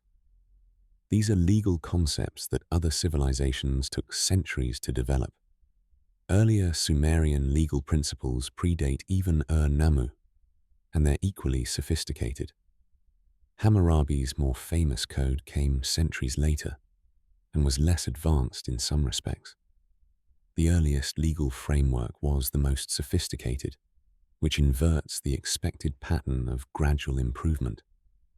Sumerian governance appears similarly preformed: the city-state structure with councils, specialized administrative roles, systematic taxation, diplomatic protocols. All of this exists from the beginning. There's no visible transition from tribal leadership to complex bureaucracy. The system simply starts sophisticated. Administrative tablets show remarkably modern organizational thinking: detailed record-keeping, tracking grain stores, labor assignments, resource distribution, inventory management systems, ration calculations adjusted for different worker categories, economic planning, coordinating multiple sectors. This is the kind of bureaucratic infrastructure that typically requires generations to develop, as societies learn from administrative failures and gradually optimize. But in Sumer, it exists from the start, as if someone handed them an organizational manual rather than letting them figure it out through trial and error. The tablets explain this directly. They describe kingship being lowered from heaven, not metaphorically, but as an actual system being implemented by the Anunnaki. The first kings weren't self-proclaimed strongmen who gradually legitimized their authority. They were appointed by specific Anunnaki figures who established them as intermediaries between the gods and humanity. This is where the concept of divine right of kings originates, not as political propaganda invented later, but as actual historical practice. Kings ruled because Anunnaki chose them, granted them authority, taught them governance principles. The legitimacy was real in the sense that it came from beings with actual power, not just claimed spiritual connection. Sumerian organizational sophistication enabled capabilities other Bronze Age societies couldn't match. They supported large urban populations, built massive irrigation projects requiring regional coordination, maintained extensive trade networks, conducted complex diplomatic relations. These achievements require administrative infrastructure that should take civilizations generations to develop. Yet Sumer had this infrastructure essentially from inception, and when Sumerian civilization eventually declined, much of this sophisticated governance disappeared rather than being adopted by successor cultures. Later Mesopotamian civilizations preserved some knowledge, but the organizational sophistication degraded. This pattern, advanced systems appearing suddenly, persisting briefly, then fragmenting, matches knowledge from an external source being cut off rather than naturally developed expertise that would spread and evolve. The governance knowledge couldn't be completely erased because it proved practically useful. Aspects survived in legal traditions, administrative practices, governmental structures that traced lineage to Sumerian innovations. But the origin could be reinterpreted. What was taught became what was developed. What was given became what was achieved. External instruction became independent innovation.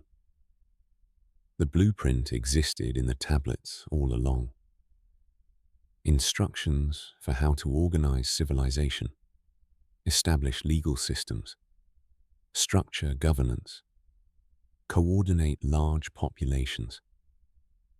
Not divine inspiration, not gradual cultural evolution, but transferred knowledge from teachers who already understood these systems because they'd implemented them before. The knowledge survived because it worked.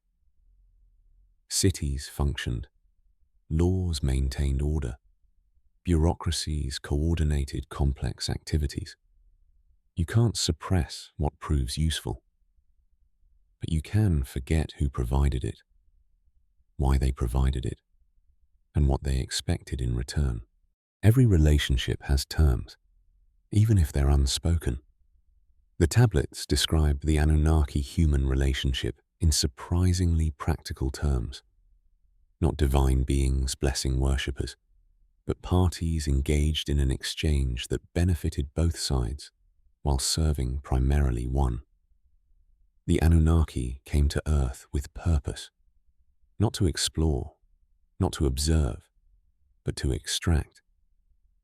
The tablets are specific about what they needed. Gold primarily, along with copper, lapis lazuli, and other minerals. The Atrahasis epic describes this matter-of-factly, explaining that certain materials existed on Earth in quantities or qualities needed for Anunnaki purposes back on their home world. One passage describes gold as essential for atmospheric maintenance on their planet, a detail that sounds absurd until you understand that gold particles can indeed be used for atmospheric engineering. Modern scientists have proposed using gold nanoparticles for climate management. The ancient text describes essentially the same concept 4,000 years earlier. Initially, the Anunnaki performed mining operations themselves. The tablets describe this period in detail. Lower-ranking Anunnaki laboring in mines, growing resentful of the work, eventually rebelling against their leadership. This wasn't divine mythology. It was a labor dispute.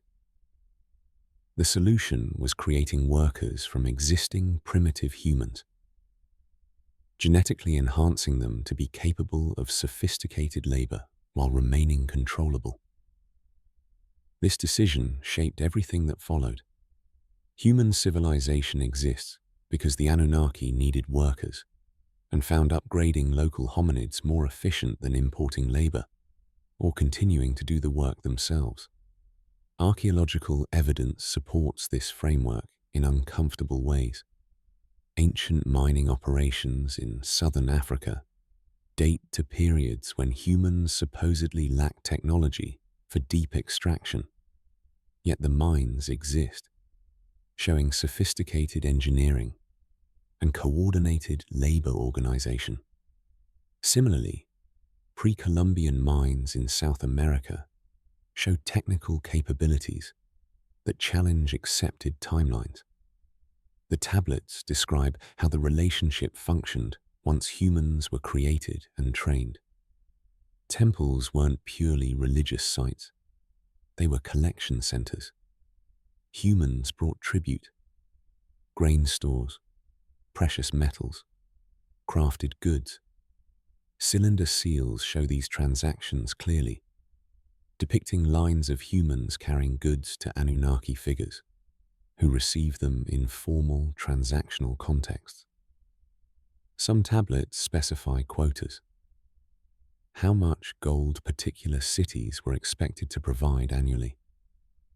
Which regions were responsible for specific materials? These weren't vague religious obligations. They were economic requirements, tracked with the same bureaucratic precision Sumerians applied to grain inventories. In exchange, humans received knowledge, protection, and governance.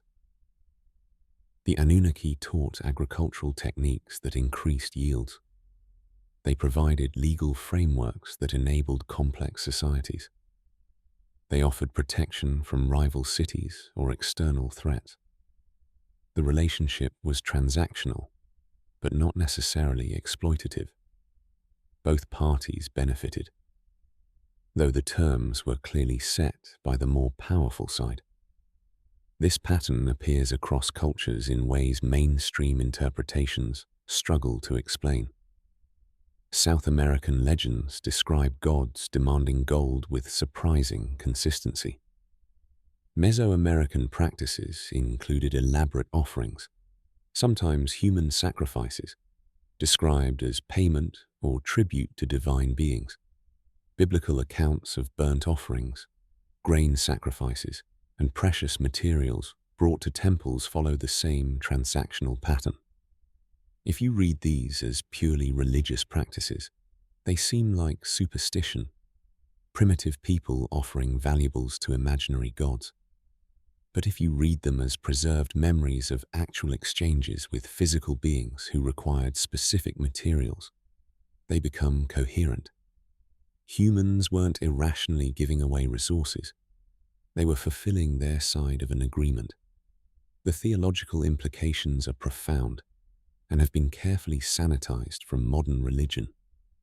The relationship between the divine and humanity wasn't about spiritual devotion or moral improvement. It was economic. Humans provided labor and materials. Anunnaki provided knowledge and stability. Each side had something the other needed. This reframes every ancient practice we call religious. Temple construction becomes infrastructure for resource collection. Priesthoods become administrative classes managing the exchange. Offerings become payments. Divine favor becomes compensation for services rendered. The question that emerges is simple but important. If this relationship defined early human civilization, when did it end? What happened to the agreement? Why did direct contact cease? The tablets describe the endpoint, though the narrative has been fragmented and reinterpreted over millennia. But the core story remains, preserved in flood myths across cultures, describing not natural disaster, but deliberate reset. The transaction was terminated, though the terms of termination and the reasons behind it require careful examination of texts that religious and academic institutions have spent centuries explaining away. The Anunnaki weren't unified. The tablets describe factions with fundamentally different philosophies about humanity, and their disagreements played out with Earth as the battleground. Enki and Enlil appear in texts as brothers, but their relationship was defined by opposition. Enki is consistently portrayed as humanity's advocate, the one who argued for enhancing human capabilities, for teaching knowledge, for granting independence. Enlil appears as the authoritarian, viewing humans as tools to be controlled, opposing any development that might make them less manageable. These aren't abstract theological positions. The tablets describe specific disagreements over specific policies. Should humans receive written language? Enki argued, yes. Enlil opposed. Should humans understand astronomy? Enki taught it. Enlil protested. Should humans develop beyond their function as workers?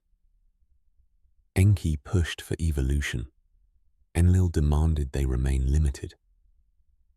This factional split explains patterns in ancient texts that mythology struggles with. Why do some gods help humanity, while others actively work against human interests? Why do divine beings fight each other with humans caught in between? Reading these as factions with different agendas makes the narratives coherent. Different Sumerian cities aligned with different Anunnaki. Eridu was Enki's city, where he established his residence and taught extensively. Nippur belonged to Enlil, serving as his administrative center. Other cities fell under protection or control of various Anunnaki figures, creating a patchwork of influence zones. When these cities fought each other, the tablets suggest they weren't just human conflicts, but proxy wars between Anunnaki factions. Resources, territory, and ideological control were all contested through human civilizations that served as extensions of Anunnaki power. This framework explains the technological and knowledge inconsistencies across Sumerian history. Periods of rapid advancement, followed by sudden regression. Knowledge appearing, spreading, then mysteriously being lost. If support came from specific Anunnaki, who could grant or withdraw assistance based on factional conflicts, the uneven development makes sense. Some tablets describe weapons that don't sound mythological when you strip away the poetic language.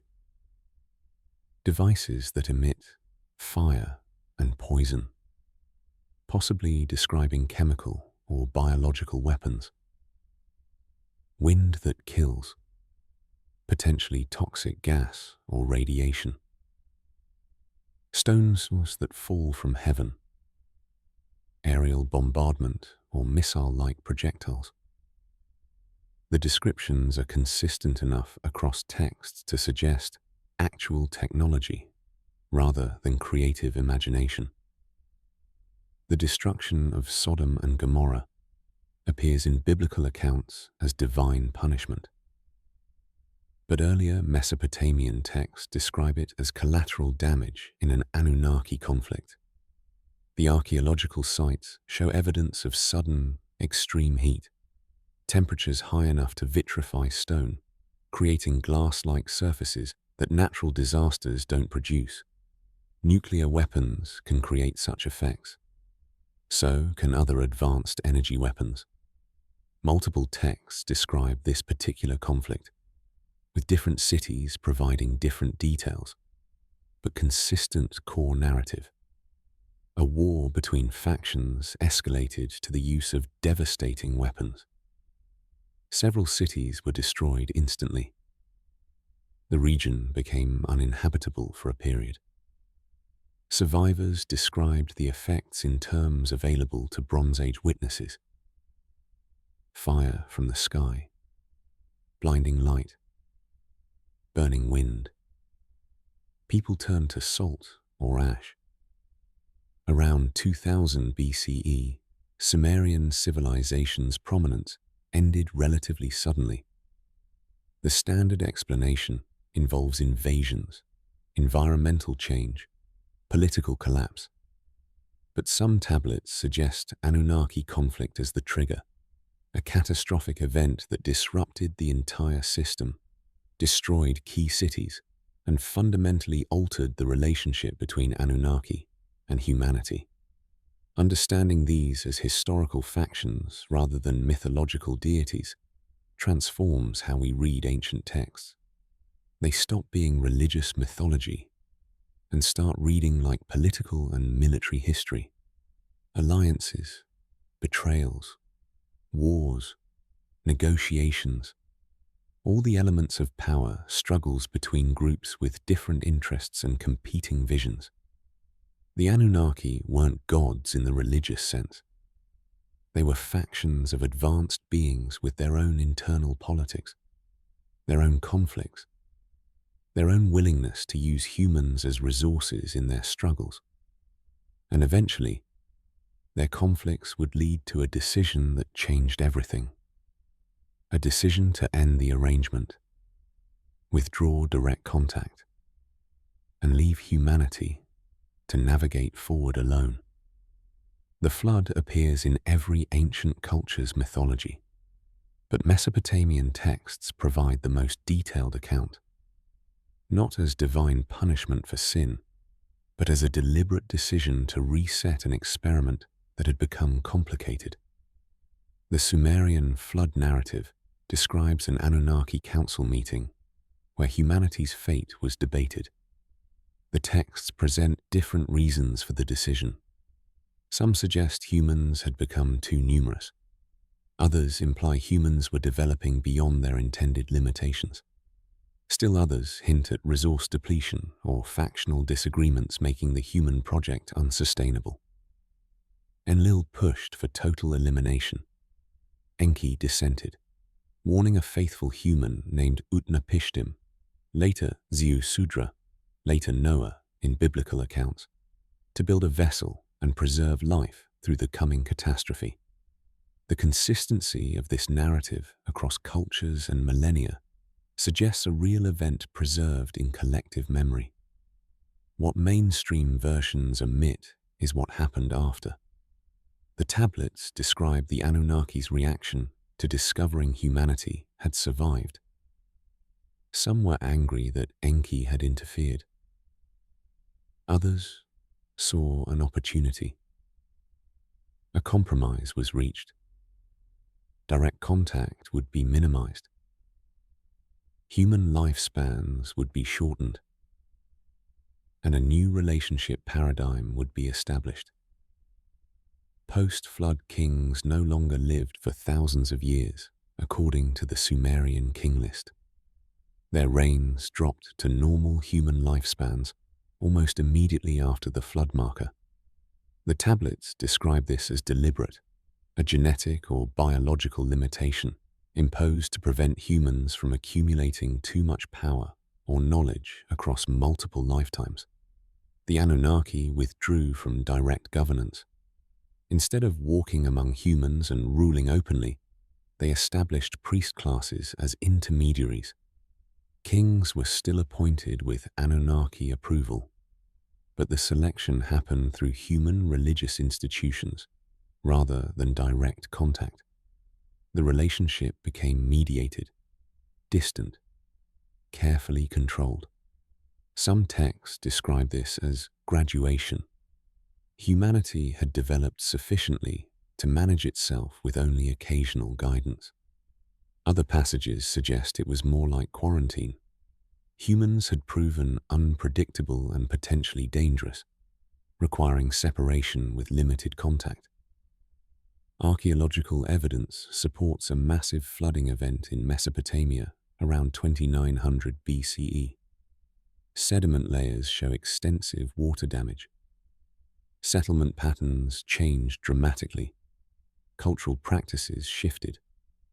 The flood wasn't global in the biblical sense, but it was devastating enough to regional civilization that it became the defining marker between ages. Genetic studies add another layer. Human populations show evidence of a significant bottleneck around this period. A dramatic reduction in population consistent with a catastrophic die-off, followed by expansion from a small surviving group. The timeline aligns uncomfortably well with the flood narratives.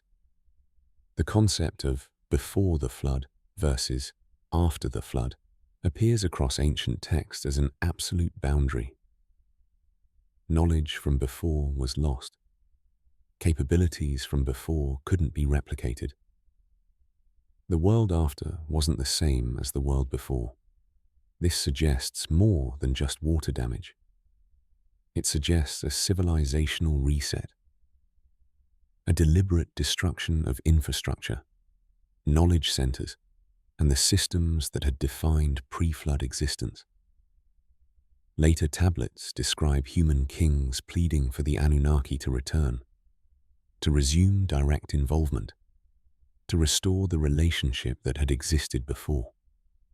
The response, according to these texts, was consistent.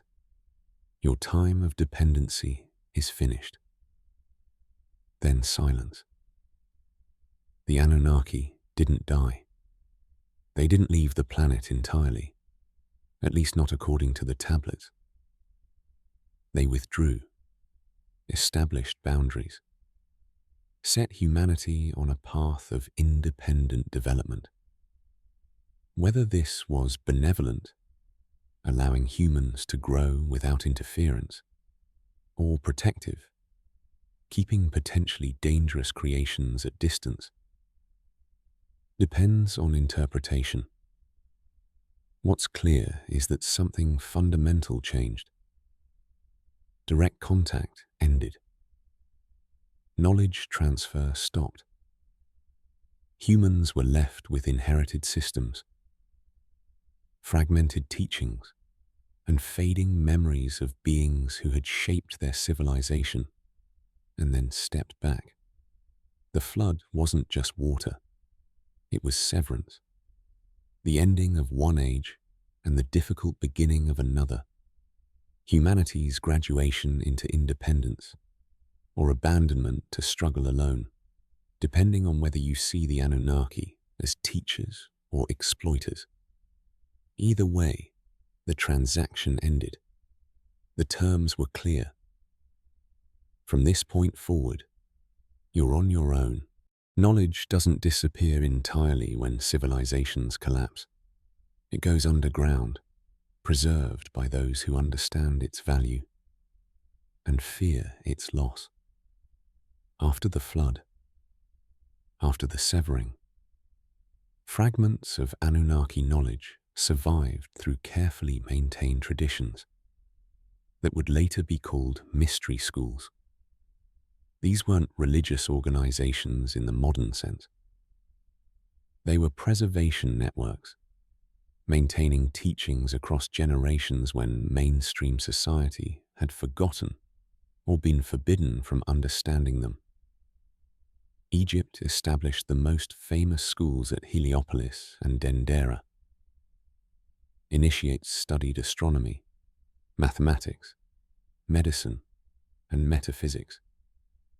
Subjects that Egyptian priests claimed originated from the Zep Tepi, the first time, when gods walked among humans. This wasn't poetic mythology. It was their historical claim about knowledge sources. The schools used initiation rituals and gradual revelation deliberately, not to create mystique, but to protect knowledge from misuse and ensure it passed only to those prepared to handle it responsibly. You couldn't just learn the advanced material. You had to demonstrate understanding of foundational concepts and commitment to preservation.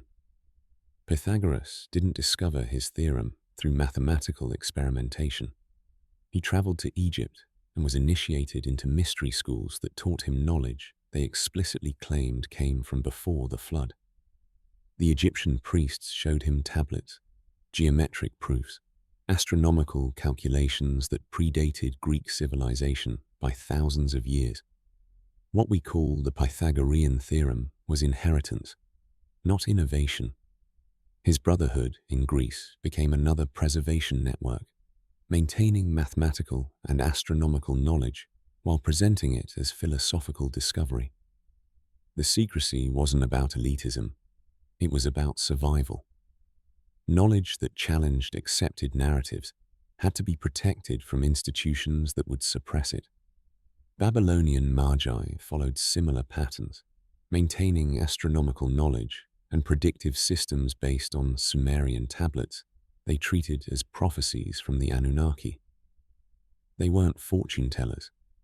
They were archivists preserving calculations about celestial cycles, planetary movements, and long-term patterns that required knowledge of mechanics their society officially no longer possessed. What these schools preserved wasn't just information, but context. They maintained the understanding that this knowledge came from external teachers, not human discovery, that it was taught, not developed, that it represented fragments of a complete system that had been deliberately transferred, then deliberately withdrawn. The Library of Alexandria attempted something different, collecting these scattered traditions openly, bringing mystery school knowledge into a central repository where it could be studied systematically. For a time, it worked. Scholars from across the ancient world contributed texts, compared traditions, recognized patterns suggesting common sources. Then it burned. Multiple times, actually, over several centuries. Each time, the most controversial materials, texts describing pre-flood civilizations, Anunnaki interactions, advanced knowledge systems that shouldn't exist, those were the sections that disappeared most completely. What survived were sanitized versions, acceptable histories, comfortable narratives. But the mystery schools continued. They adapted, went deeper underground, became more selective. They couldn't prevent the library's destruction, but they could ensure knowledge survived through their own preservation networks. Later, secret societies, Rosicrucians, Freemasons, Hermetic orders, all claim lineage to these ancient schools and possession of lost knowledge from before the flood. Mainstream history dismisses these claims as invented tradition, groups creating mystical pedigrees to seem important. But examine their symbols, and the Sumerian connections become obvious. The all-seeing eye appears in Sumerian iconography, representing Anunnaki surveillance or oversight. The compass and square are tools associated with Anunnaki building techniques in tablets describing construction projects. The serpent, particularly intertwined serpents, traces directly to Enki's symbol and appears throughout Sumerian medical contexts. These weren't random selections. They were preserved symbols, carrying meaning that the societies themselves sometimes no longer fully understood. Like linguistic fossils, the imagery remained even as the complete context fragmented. The societies functioned as institutional memory for knowledge that couldn't be openly taught. Members gained access to texts, diagrams, and teachings not available through conventional education. Some understood the historical claims behind the material. Others treated it as philosophical metaphor. But the preservation continued regardless of whether individual members grasped the full implications. What looks like mysticism to outsiders was often practical knowledge preservation, teaching geometry through ritual, astronomy through symbolic ceremony, mathematics through initiatory stages. These methods ensured the knowledge persisted even when the reasons for its importance were forgotten. The mystery schools weren't inventing secrets. They were maintaining them, passing down fragments of what had been complete systems, preserving what they could of teachings that official institutions had reclassified as mythology. The knowledge survived, though scattered and partially understood. Enough to hint at what had been lost. Enough to suggest that before the flood, before the severing, humanity had possessed understanding that took millennia to partially recover, and enough to preserve the claim that this knowledge hadn't been discovered by humans. It had been taught by those who came before. Some knowledge was preserved in schools and texts. Other knowledge was preserved in genetics. The tablets describe something that was systematically removed from mainstream historical narrative.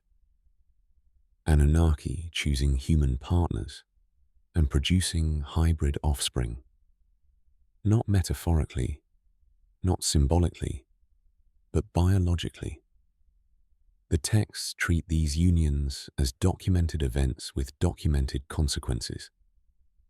The offspring, according to multiple sources, possessed characteristics that set them apart. Extended lifespans, though not matching full Anunnaki longevity. Enhanced cognitive abilities. Physical features that sometimes revealed their mixed heritage. And crucially, legitimacy to rule. Genetic connection to the Anunnaki conveyed authority in ways pure humans couldn't claim. The biblical Nephilim appear in this context, described as offspring of sons of God and daughters of men. The language is specific. These weren't spiritual metaphors.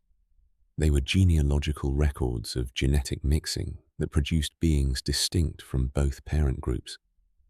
Ancient kingship claims were built on this foundation. Rulers didn't just claim divine favor, they claimed divine ancestry. Genealogies traced back through generations to specific Anunnaki figures. This wasn't political propaganda invented to justify power. It was the qualification for power, the prerequisite that made rule legitimate. The Sumerian king list tracks these bloodlines explicitly, noting which rulers descended from which Anunnaki. Egyptian pharaohs maintained similar records, claiming descent from the Neteru, the gods who ruled before human dynasties. Japanese emperors traced lineage to sun goddess Amaterasu. European monarchs insisted on divine right through blood inheritance. Mainstream anthropology treats all of this as political mythology, rulers inventing divine ancestors to justify their authority. But this explanation struggles with the universal pattern. Separated cultures with no contact all developed the same claim? All independently invented divine ancestry as political legitimization? All happen to describe similar genetic mixing and hybrid characteristics? Or perhaps they were all preserving memories of something that actually occurred. The concept of royal blood appears across every major civilization. Not just metaphorically special blood, but blood believed to carry literal genetic inheritance from non-human sources. This belief shaped marriage practices, succession rules, and social hierarchies for millennia.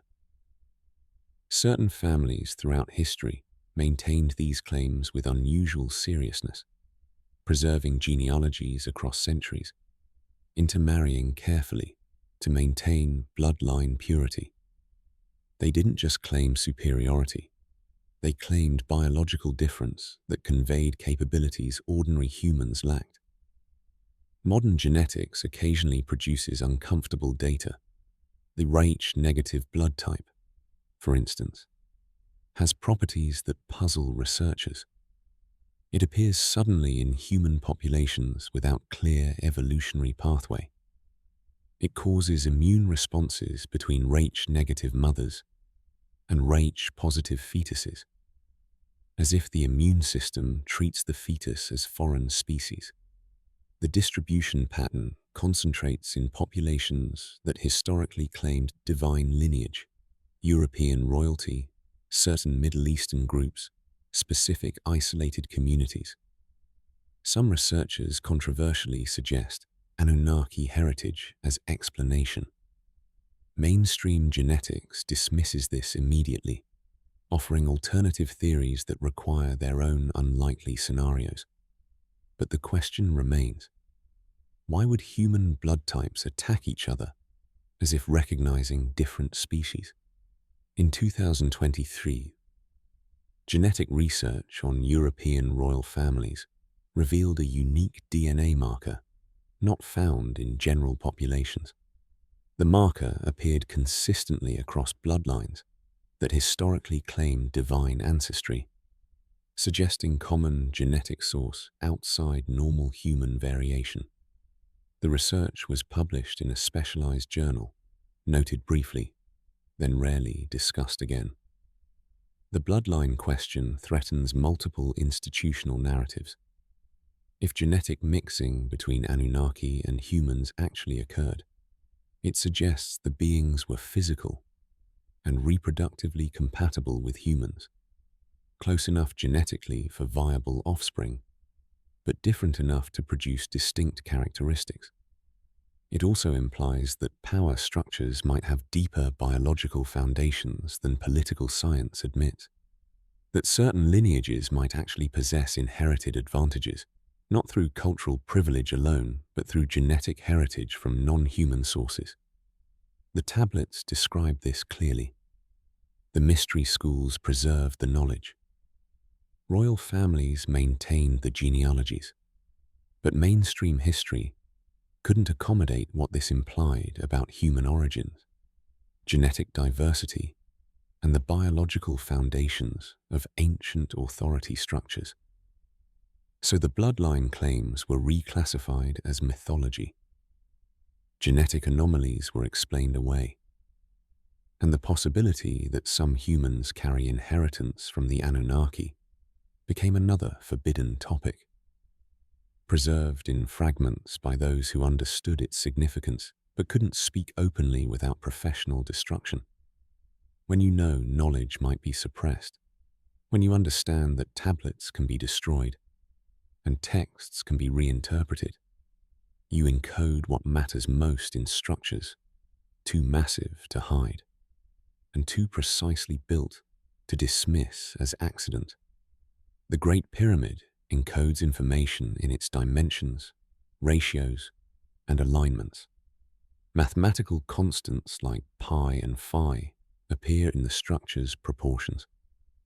Astronomical data, Earth's dimensions, distances to celestial bodies, are embedded in measurable relationships between chambers, passages, and the monument's overall geometry. This wasn't decoration. It was storage. Information preserved in physical form, readable by anyone who understood mathematics and astronomy, immune to the translation biases that could distort written texts. Why build with such precision if the goal was just a tomb? Why encode complex astronomical data in a burial chamber? Why create structures designed to survive millennia when contemporary buildings served their purposes with far less effort? Perhaps because they were intended as knowledge repositories, permanent archives that would outlast civilizations and preserve critical information for whoever came after, whenever after arrived. Göbekli Tepe, older than the pyramids by 6,000 years, shows astronomical alignments that serve no apparent ritual function, but make perfect sense as teaching tools. Stonehenge tracks celestial events with precision requiring sophisticated understanding of planetary mechanics and long-term observation, or instruction from those who already possessed such knowledge. These monuments appear globally, often aligned to the same stars. Orion's belt appears repeatedly, the three stars that Sumerian texts associated with Anunnaki origins. Pyramids in Egypt, structures in Mexico, sites in Cambodia, all point toward Orion with precision that suggests either remarkable coincidence or shared knowledge from a common source. Some structures contain chambers and passages that align with astronomical events thousands of years in the future. The Great Pyramid's shafts point towards stellar positions that were perfect at the time of construction, but also align with positions those stars would occupy in future millennia. This suggests builders who understood orbital mechanics well enough to calculate future positions, knowledge requiring computers or teaching from those with advanced astronomical capability. The King's Chamber in the Great Pyramid resonates at exactly 110 Hz when sound is introduced. Modern neuroscience research shows this frequency enhances memory recall and promotes meditative states where learning and retention improve. Ancient Egyptians supposedly knew nothing about brainwave frequencies or acoustic resonance engineering. Yet the chamber was designed to produce precisely the frequency optimal for knowledge transmission and memory formation. Coincidence? Or intentional design by those who understood how sound affects consciousness and learning? Ziggurats, pyramids, massive stone platforms. Mainstream archaeology views them as religious monuments or political statements, but many contain features that make no sense architecturally unless they served other functions. Internal chambers with no access points, passages leading nowhere, structural elements far stronger than necessary to support the visible buildings. Some researchers propose these weren't just monuments, but functional devices, energy generators using acoustic or electromagnetic properties, communication arrays designed for purposes we no longer understand, astronomical computers calculating celestial cycles through mechanical means. The evidence gets dismissed as pseudoscience, but the questions remain. Why does the Great Pyramid generate measurable electromagnetic effects? Why do certain chambers show properties suggesting advanced acoustic engineering? Why do structures contain features that serve no apparent purpose in conventional interpretations? The monuments preserve knowledge through multiple encoding methods, mathematical relationships in dimensions, astronomical alignments marking celestial events, acoustic properties affecting consciousness, geometric patterns appearing across cultures in ways that suggest teaching from common sources. Mainstream archaeology acknowledges these features, but can't explain them functionally within accepted frameworks. So they become decorative, ritual, symbolic, labels that acknowledge existence while avoiding implications.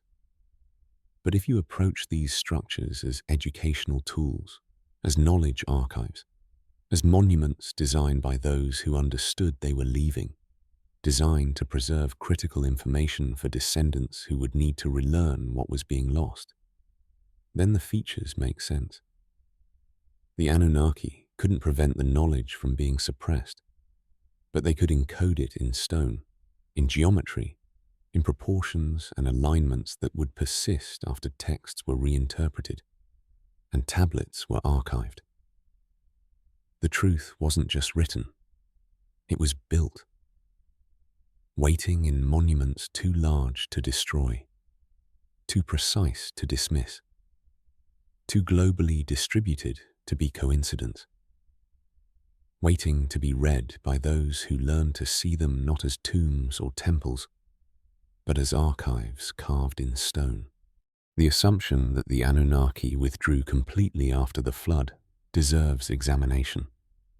Withdrawal from direct governance isn't the same as departure. The tablets never claim they left Earth entirely, only that they established distance, reduced contact, shifted to observation rather than intervention.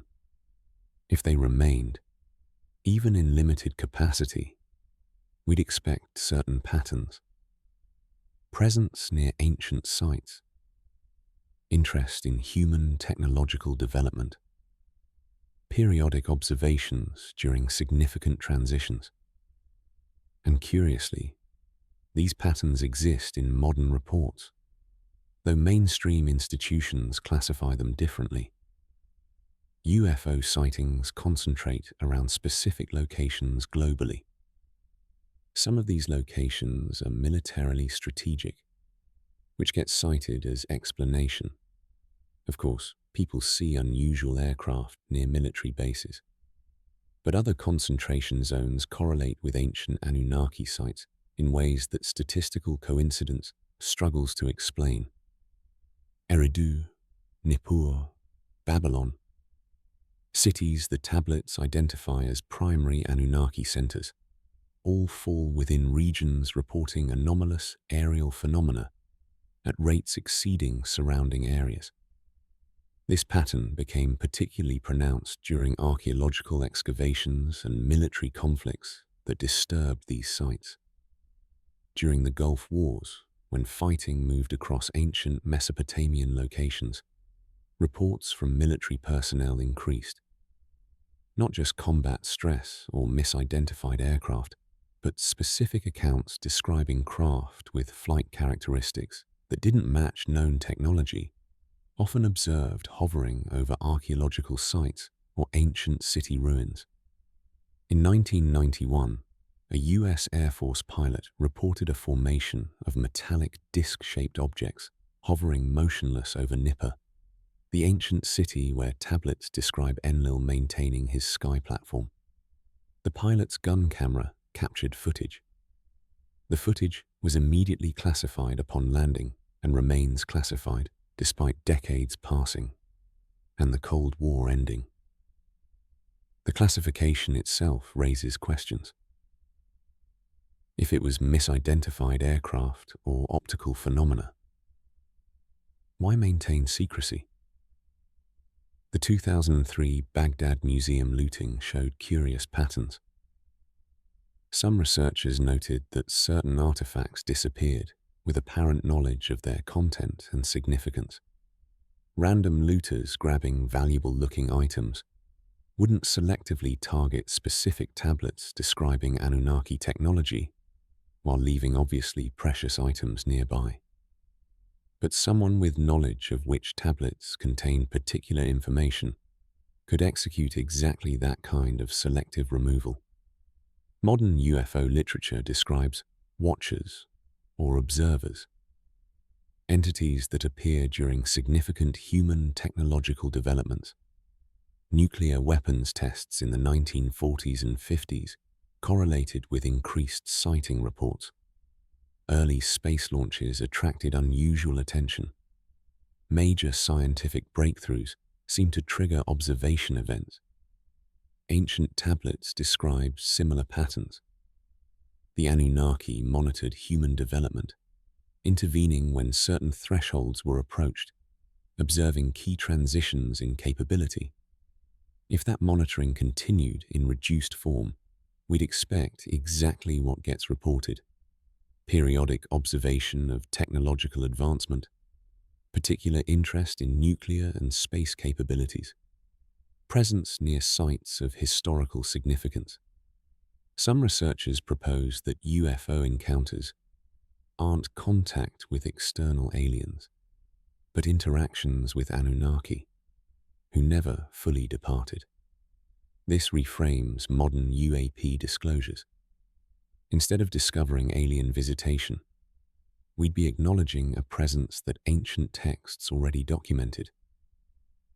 Beings who established operations here millennia ago and maintained some level of involvement even after withdrawing from direct rule. This theory explains certain UFO report patterns that alien visitation struggles with. Why would external aliens show particular interest in ancient Mesopotamian sites? Why would sighting descriptions sometimes match ancient Anunnaki physical characteristics and vehicle descriptions? Why would the phenomenon show historical continuity rather than recent arrival?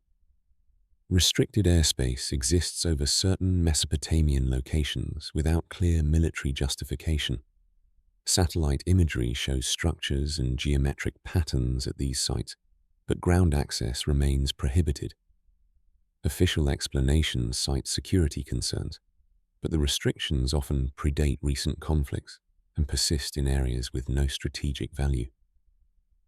Some researchers track correlations between ancient Anunnaki city locations and modern high-security installations.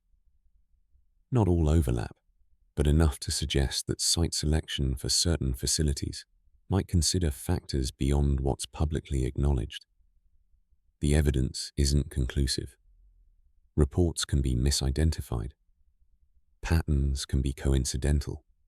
Restricted zones can have mundane explanations. But the consistency is notable. Ancient sites attract modern anomalies. Archaeological disturbances correlate with increased sightings. Technological milestones trigger observation events. Either these are remarkable coincidences requiring multiple independent unlikely events, or they're what we'd expect if the Anunnaki narrative was real and the withdrawal was partial rather than complete. The tablets never promised they would leave. They described stepping back, establishing distance, ending direct contact. Observation from distance fits that framework perfectly. And if observation continued, The modern reports suddenly make more sense than dismissing them all as misidentification or imagination. Knowledge doesn't just disappear. It concentrates in hands that understand its value and implications. The Vatican's continued archival restrictions suggest more than historical preservation. If ancient Anunnaki texts were simply mythology, opening the archives would pose no threat. Fairy tales don't require tight security. The ongoing restrictions imply ongoing concern about what those texts contain and what accepting their literal interpretation would mean. But religious institutions aren't the only modern gatekeepers. Others operate more quietly, with less obvious motivation for interest in ancient Sumerian knowledge. Certain aerospace companies employ Assyriologists and ancient language specialists. Why would corporations focused on cutting-edge technology need experts in dead languages, unless those languages contain technical information relevant to modern development? The official explanation is cultural consultation or historical research. But the specialists involved often sign non-disclosure agreements unusual for purely historical work. Lockheed Martin, Boeing, and several private aerospace ventures have consulted with Sumerian scholars at various points. The projects involved remain classified. The specialists who participated stopped publishing academic work or published only generic papers, avoiding their areas of expertise. Intelligence agencies showed interest in Middle Eastern archaeology throughout the Cold War. CIA and MI6 involvement in excavations was officially about geopolitical intelligence, monitoring Soviet activities, building local networks, gathering strategic information. But some operations focused specifically on artifact recovery with unusual urgency for items lacking obvious intelligence value. Declassified documents show that certain tablets and artifacts were designated priority acquisitions, transferred immediately to Washington or London, rather than being processed through normal archaeological channels. The content of these specific items remains classified decades later. DARPA and similar advanced research organizations have consulted with ancient history experts, particularly those specializing in pre-flood civilizations and advanced ancient knowledge claims. The consultations remain unpublished. The researchers involved rarely discuss what they contributed or why military research organizations needed their expertise. There's a brain drain in Assyrian studies. Top scholars get recruited into positions at private research institutions, classified government programs, or corporations with unclear connection to ancient history. Their published work becomes suddenly generic, avoiding the controversial topics they previously explored.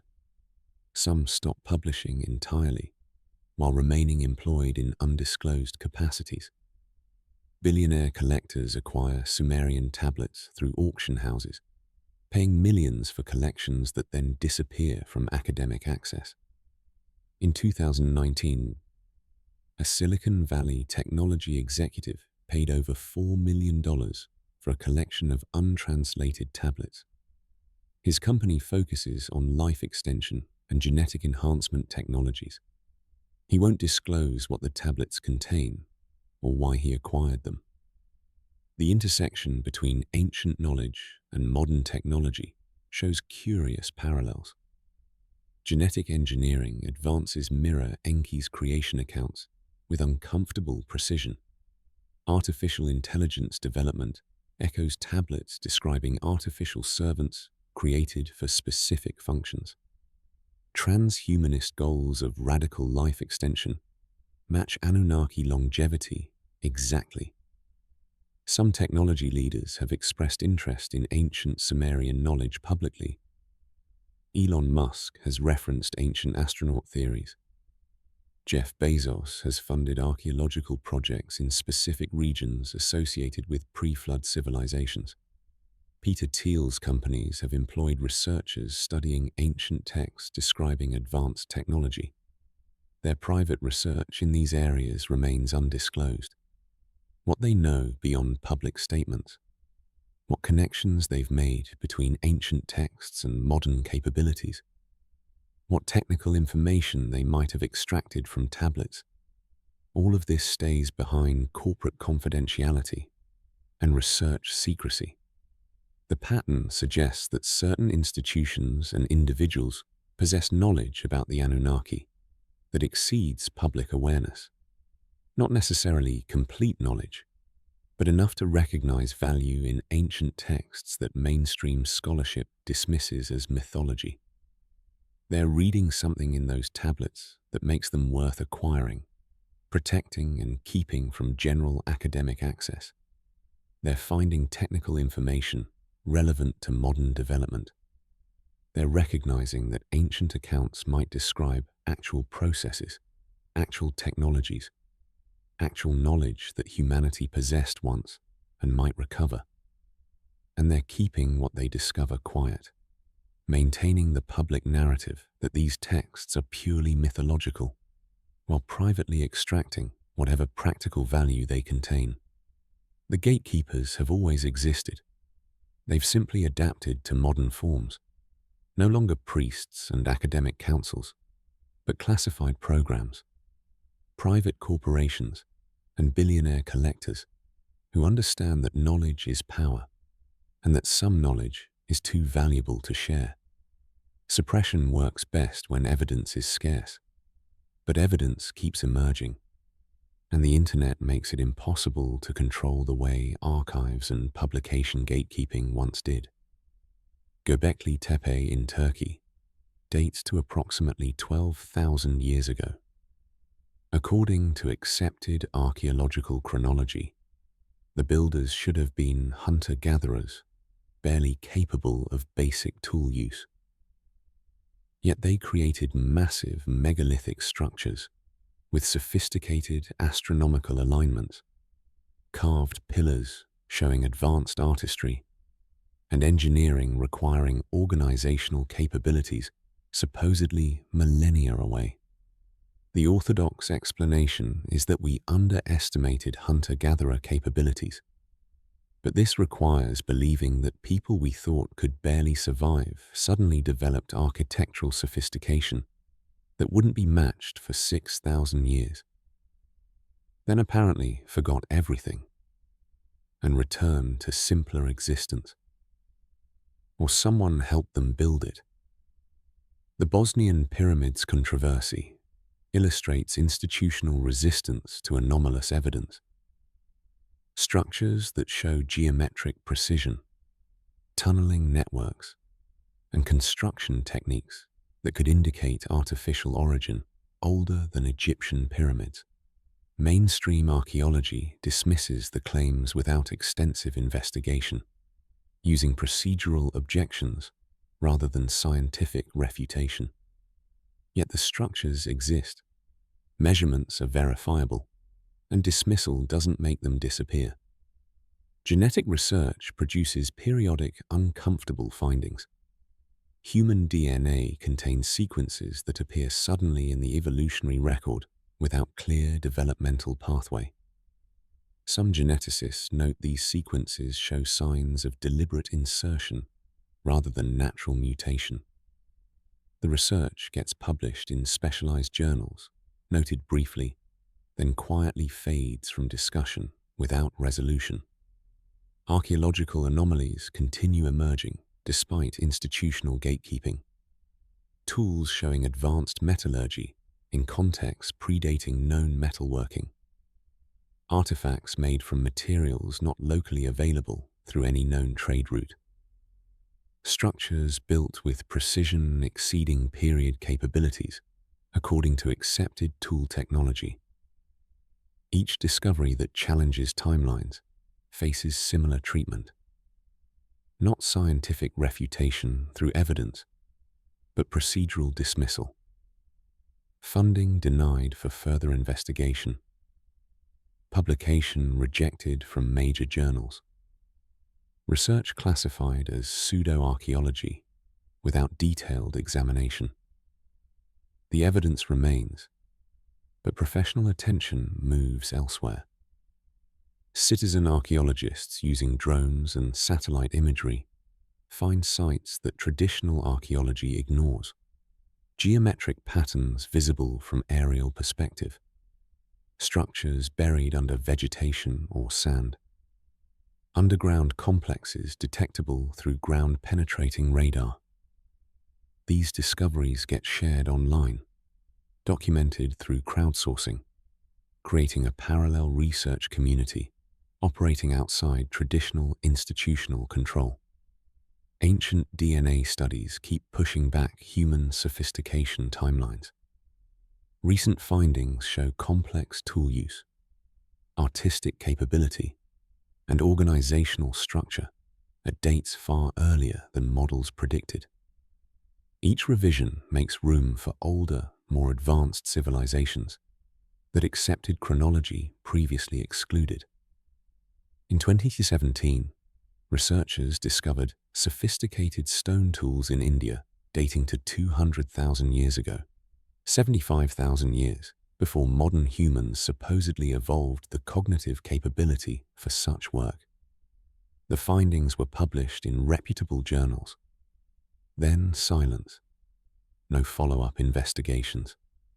No integration into standard chronology. The tools exist, the dating is solid, but the implications remain unaddressed. The internet has democratized evidence sharing in ways that frustrate traditional suppression. Photographs, measurements, analysis reports circulate globally before gatekeepers can intervene. Amateur researchers compare findings across sites, recognize patterns, build cases that exist outside peer review's control. This doesn't mean all alternative theories are correct. Much amateur research lacks rigor, jumps to conclusions, misinterprets evidence, but it means that genuine anomalies can't be suppressed simply by denying publication or restricting funding. The evidence gets documented and shared regardless of institutional approval. The accumulation matters. Individual anomalies might be dismissed, but hundreds of anomalies forming consistent patterns become harder to ignore. Ancient advanced knowledge, sudden civilizational sophistication, structures predating accepted timelines, genetic irregularities, metallurgical impossibilities. Each might be coincidence alone, but together, they suggest our chronology is incomplete. The Anunnaki narrative provides framework explaining these anomalies. Not the only possible framework, but one that accounts for the patterns with fewer unlikely assumptions than dismissing each discovery independently requires. Evidence that won't go away eventually forces conversation. Maybe not today, maybe not through traditional institutions that have invested too much in existing paradigms. But truth has a way of persisting, especially when encoded in physical structures, genetic markers, and artifacts that exist regardless of whether official archaeology acknowledges them. The question becomes not whether the evidence exists, but when accumulation reaches the point where dismissal becomes less credible than reconsideration. If the Anunnaki accounts are history rather than mythology, everything changes. Not just timelines or archaeological details, but the fundamental story humanity tells itself about what we are and where we came from. The standard narrative presents humans as the apex of natural evolution, beings who independently developed consciousness, intelligence, and civilization through millions of years of gradual adaptation. We're special because we emerged naturally, unique because we achieved sophistication without assistance. Our origin story is one of triumph through perseverance, intelligence emerging from simple beginnings through purely natural processes. The Anunnaki narrative offers something different. We're engineered rather than evolved, at least in our current form. Created with specific purpose by beings who possessed capabilities we're only now beginning to match. Our civilization wasn't slowly developed, but rapidly bootstrapped through transferred knowledge. We're special, not because we're naturally unique, but because we were chosen for enhancement. This reframing provokes deep philosophical questions. Does engineered origin diminish human worth? Some argue yes. It makes us products rather than miracles, tools rather than independent beings, derivative rather than original. Others argue the opposite. Being selected for enhancement by advanced beings suggests potential our creators recognized, capabilities worth developing, significance beyond random emergence. The question isn't really about worth. It's about identity and agency. Are we independent beings who achieved civilization through our own ingenuity, or recipients of gifts we didn't create? The answer affects how we see ourselves, how we judge our achievements, how we approach our future development.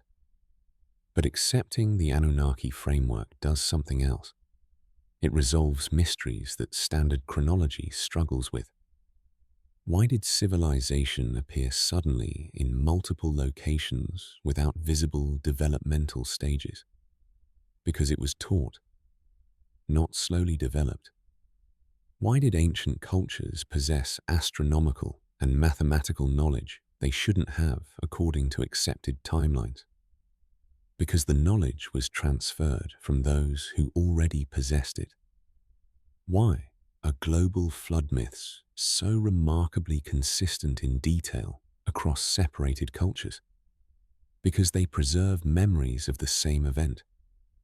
Why do massive, precisely built structures appear before the supposed technology to construct them? Because the technology existed earlier than we've acknowledged, or assistance came from those with more advanced capabilities.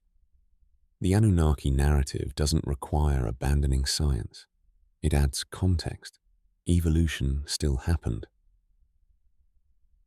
We developed from earlier hominids through natural processes, but those processes may have included external intervention at critical points, genetic enhancement that accelerated development, knowledge transfer that bypassed millennia of trial and error discovery. This also changes how we understand religion, not as wholly imagined spiritual systems created by primitive minds trying to explain natural phenomena, but as institutions preserving distorted memories of actual historical events and relationships. The gods weren't abstract forces or psychological projections. They were physical beings, whose interactions with humanity got gradually mythologized as direct contact faded into memory. This explains why ancient texts describe gods in surprisingly human terms. They ate and drank. They argued and formed alliances. They made mistakes and faced consequences.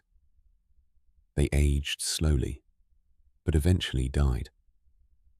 These aren't characteristics of abstract divine forces or spiritual principles. They're characteristics of physical beings. Advanced, certainly. Long-lived, definitely. But mortal and fallible nonetheless. The evolution versus creation debate gets reframed. Not evolution or creation, but evolution with direction. Genetic enhancement of existing hominids. Natural processes accelerated through intervention. This isn't anti-science. It's expanded science, acknowledging that development might have involved factors beyond purely random mutation and natural selection. Some find this disturbing, the idea that we were created for someone else's purposes, that our civilization was gifted rather than achieved. that we might be someone's abandoned project rather than nature's triumph. But others find it liberating. We're not limited by what natural evolution produced. We carry genetic enhancement, inherited knowledge, potential that was deliberately built into us. And crucially, we're not still bound by our original purpose. Whatever we were created to do, we've moved beyond it. We've taken the foundation we were given and built something the Anunnaki might not have anticipated. We've proven capable of independent development, creative innovation, achievement beyond our initial programming. If we're engineered, the question isn't whether that diminishes us. It's whether we've justified the engineering, exceeded our design specifications, become something more than our creators intended. And looking at human history, the resilience, the creativity, the stubborn refusal to remain limited, the answer might be yes. The tablets describe humanity's creation with clear purpose. We were workers, designed to perform labor the Anunnaki found difficult or tedious. Our genetic enhancements served specific functions: strength for mining, dexterity for crafting, sufficient intelligence to follow complex instructions, but not enough to question our role. That was the plan, according to texts describing Enlil's vision. Create capable workers who would remain permanently subordinate, useful tools that wouldn't develop beyond their intended function. Humanity as permanent servants, civilization as eternal labor camp, our role fixed and unchanging. But Enki saw different possibilities. The same texts describe his dissent, his advocacy for giving humans more than minimal capability. He pushed for greater intelligence, for teaching knowledge beyond immediate utility, for granting autonomy that Enlil considered dangerous. The factional conflict between them was ultimately about human potential, whether we should remain tools or be allowed to evolve into something more. 4,000 years after the withdrawal, we can evaluate who was right. We've exceeded our original specifications dramatically. We manipulate genetics as Enki did, editing DNA, creating new organisms, modifying ourselves. We explore space as the Anunnaki did, building craft that leave Earth's atmosphere, establishing presence beyond our planet. We create artificial intelligence as they created us, building thinking machines that serve our purposes while we debate their rights and consciousness. We've become what Enlil feared, beings capable of matching and potentially surpassing our creators. We've vindicated what Enki apparently hoped, that enhanced humans would develop independence, creativity, and capabilities beyond their initial programming. The post-flood texts suggest this outcome was anticipated, at least by some Anunnaki. The withdrawal wasn't abandonment, but graduation. Like parents who raise children to eventual independence, the Anunnaki established humanity's foundation, then stepped back to see what we'd build on our own. This framework makes human achievement more impressive rather than less. We weren't given complete knowledge and left to maintain it. We received fragments, lost most of it, and had to painstakingly rebuild from partial understanding. We faced genetic limitations, shorter lifespans, lesser physical capabilities, yet managed to progress despite these constraints. We operated under institutional suppression that buried our own history, yet somehow retained enough drive and curiosity to rediscover what had been hidden. Modern humanity exists in a strange position. We're approaching capabilities that match Anunnaki descriptions: genetic engineering, space exploration, artificial intelligence, life extension research, consciousness manipulation. All the technologies the tablets attribute to our creators, we're now developing independently. This raises profound questions about purpose. If we were created to serve specific functions, but we've moved far beyond those functions, what's our purpose now? Do we define it ourselves? Do we inherit the Anunnaki's purposes and become the advanced civilization that they were? Do we reject the entire framework and forge completely new paths? Perhaps purpose isn't fixed. Perhaps we were given a starting point, and the rest is up to us. The Anunnaki provided genetic foundation and initial knowledge. But what we do with that inheritance is our choice. We can pursue their path, becoming long-lived, spacefaring, technologically sophisticated beings who perhaps one day assist developing species as we were assisted. Or we can choose different directions they never imagined. The timeline matters psychologically. If the Anunnaki lived for thousands of years as the tablets describe, their withdrawal 4,000 years ago is recent to them, a single lifespan for some. They might still be watching, waiting to see what their creation becomes, whether the experiment succeeded beyond Enlil's limited vision or justified Enki's faith in human potential. We're living in the evaluation period. The test isn't whether we can follow instructions anymore. It's whether we can thrive independently, whether we can solve problems creatively, whether we can become truly self-determining beings rather than enhanced animals serving programmed purposes. So far, against considerable odds, we're passing. We survived the withdrawal. We rebuilt civilization. We rediscovered knowledge. We're approaching the capabilities our creators possessed. We're proving that whatever we were made to be, we can become more. Enki bet on human potential.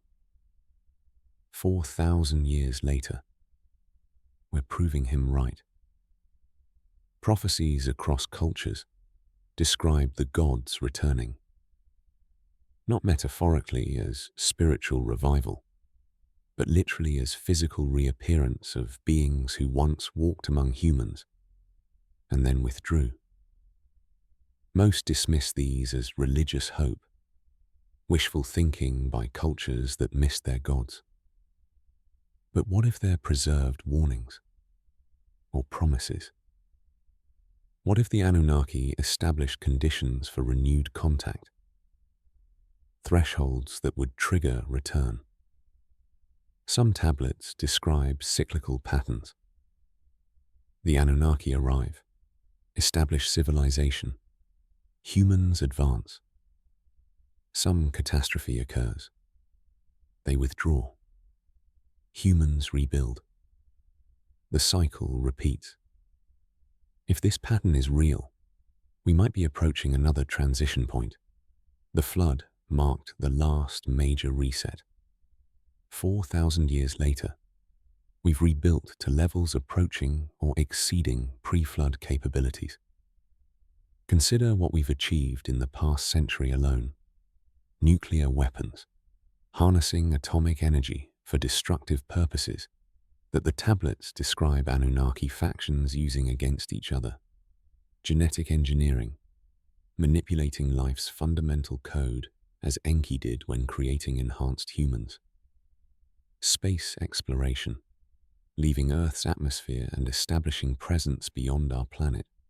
All the capabilities that reportedly existed before the last catastrophe, we're rediscovering or developing independently.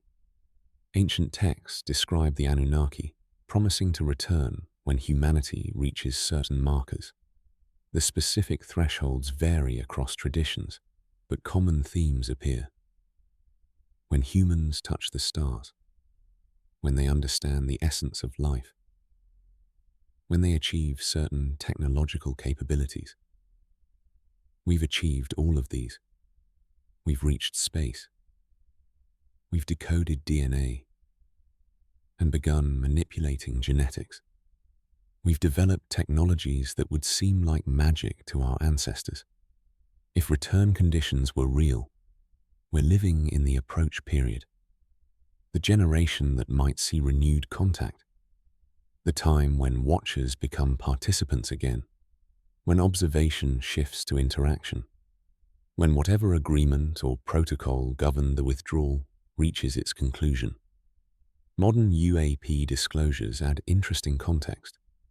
Governments acknowledging unidentified aerial phenomena, admitting these objects exist and display capabilities beyond known technology, beginning serious investigation after decades of dismissal. Is this preparation for alien contact as commonly framed? Or preparation for Anunnaki return, contact with beings who aren't alien but aboriginal to Earth, who established operations here before recorded history and never fully left? The question of whether return would be beneficial or dangerous lacks simple answer.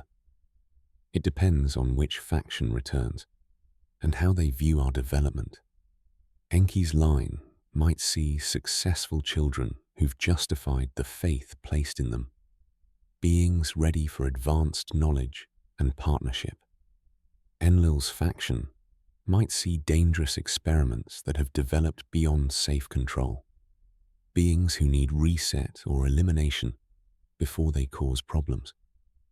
We don't know if these factions still exist, if the political divisions that shaped ancient policy persist, if unified consensus has emerged, or if entirely new approaches have developed in 4,000 years of human independence. What should humanity do with this possibility?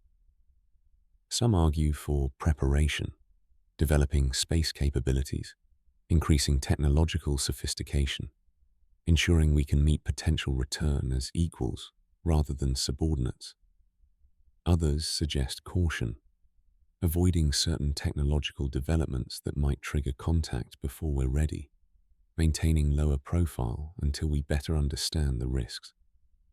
Still others propose rejection, refusing the relationship entirely, asserting independence regardless of origins, claiming our right to develop on our own terms without intervention from those who created us, then abandoned us for 4,000 years.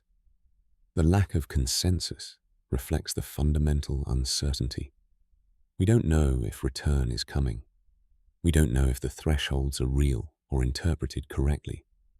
We don't know if the Anunnaki still exist or maintain interest in their former project.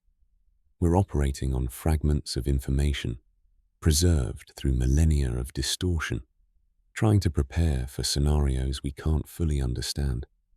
But the ancient texts are clear on one point. The departure was never described as permanent. The withdrawal had duration, not finality. Somewhere in the preserved accounts is the suggestion that contact would resume when conditions were right. We've reached the stars. We've touched the essence of life. We've rebuilt civilization and rediscovered lost knowledge. If the promises were real, if the conditions are met, if anyone is still watching and waiting, then these might be the years before everything changes again. The question is whether we're ready for that change, and whether readiness even matters when facing what's coming. The question isn't academic. Understanding our origins shapes how we see ourselves, how we approach our future, how we interpret our capabilities and limitations. A civilization built on incomplete self-knowledge is like a person with amnesia trying to navigate life. Functional, perhaps, but operating without crucial context that would explain persistent patterns, recurring drives, fundamental aspects of identity. We invest billions searching for extraterrestrial intelligence. SETI monitors the cosmos, hoping to detect signals from distant civilizations. Space agencies plan missions to potentially habitable worlds.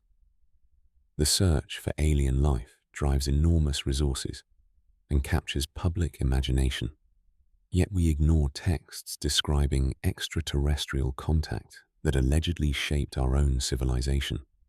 We're looking for what our ancestors claim they already found and documented. If the tablets are right, recovering suppressed knowledge isn't just historical curiosity, it's practical necessity. Ancient texts might contain technological information relevant to modern challenges. Agricultural techniques we've forgotten, engineering principles we're rediscovering slowly, medical knowledge that was lost, mathematical approaches that could accelerate development. Dismissing these texts as mythology means potentially ignoring solutions to problems we're struggling with now. Understanding that humans have achieved advanced civilization before changes our sense of possibility. We're not attempting something unprecedented when we build complex societies, develop sophisticated technologies, or organize at large scales. We're repeating patterns that apparently succeeded in the past, even if knowledge of those successes was suppressed. This creates different psychological foundation, not pioneers in uncharted territory, but people recovering abilities we once possessed. The Anunnaki narrative provides context for persistent human behaviors that otherwise seem arbitrary.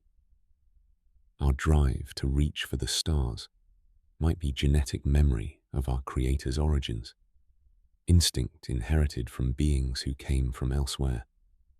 Our peculiar fascination with gold, beyond its practical utility, might trace to purposes built into us, serving functions we no longer consciously remember, but still feel drawn toward.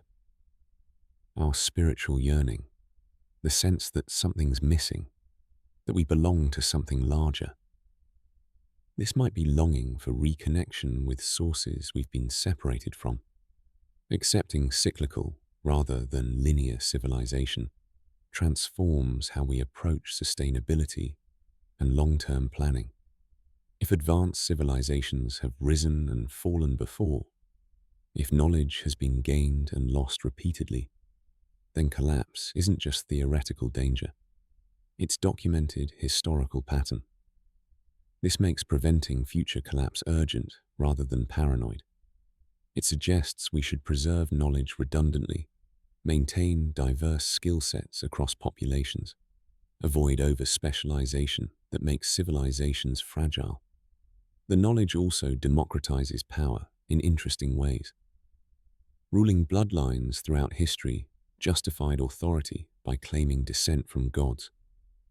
Special genetic heritage that made them legitimately superior. If the Anunnaki narrative is real, then all humans are Anunnaki enhanced. We all carry the genetic modifications. All inherit the same fundamental enhancements. This removes the special status that elites claimed, undermines justifications for hereditary power based on divine lineage. Truth matters intrinsically, regardless of practical applications. Humans deserve to know their actual history rather than sanitized versions edited by institutions protecting their paradigms. We deserve access to our own origin story, complete with whatever complications and implications it contains. Knowledge isn't just power, it's right.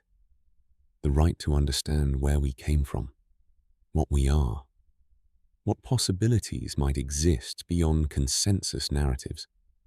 Recovering this knowledge could fundamentally unify humanity. If we're all products of the same creation event, all descendants of enhanced ancestors, all carrying the same fundamental heritage, Then racial divisions become meaningless. National origin myths that separate us into competing groups lose foundation. We're one species with one origin, whether that origin is purely natural evolution or includes external intervention. The specifics matter less than the unity. This doesn't mean blind acceptance of every alternative theory. It means taking seriously the possibility that our history is incomplete, that institutional narratives might serve interests beyond truth-telling, that ancient texts might preserve more historical reality than we've acknowledged. The stakes aren't just academic. How we understand our past shapes how we approach our future.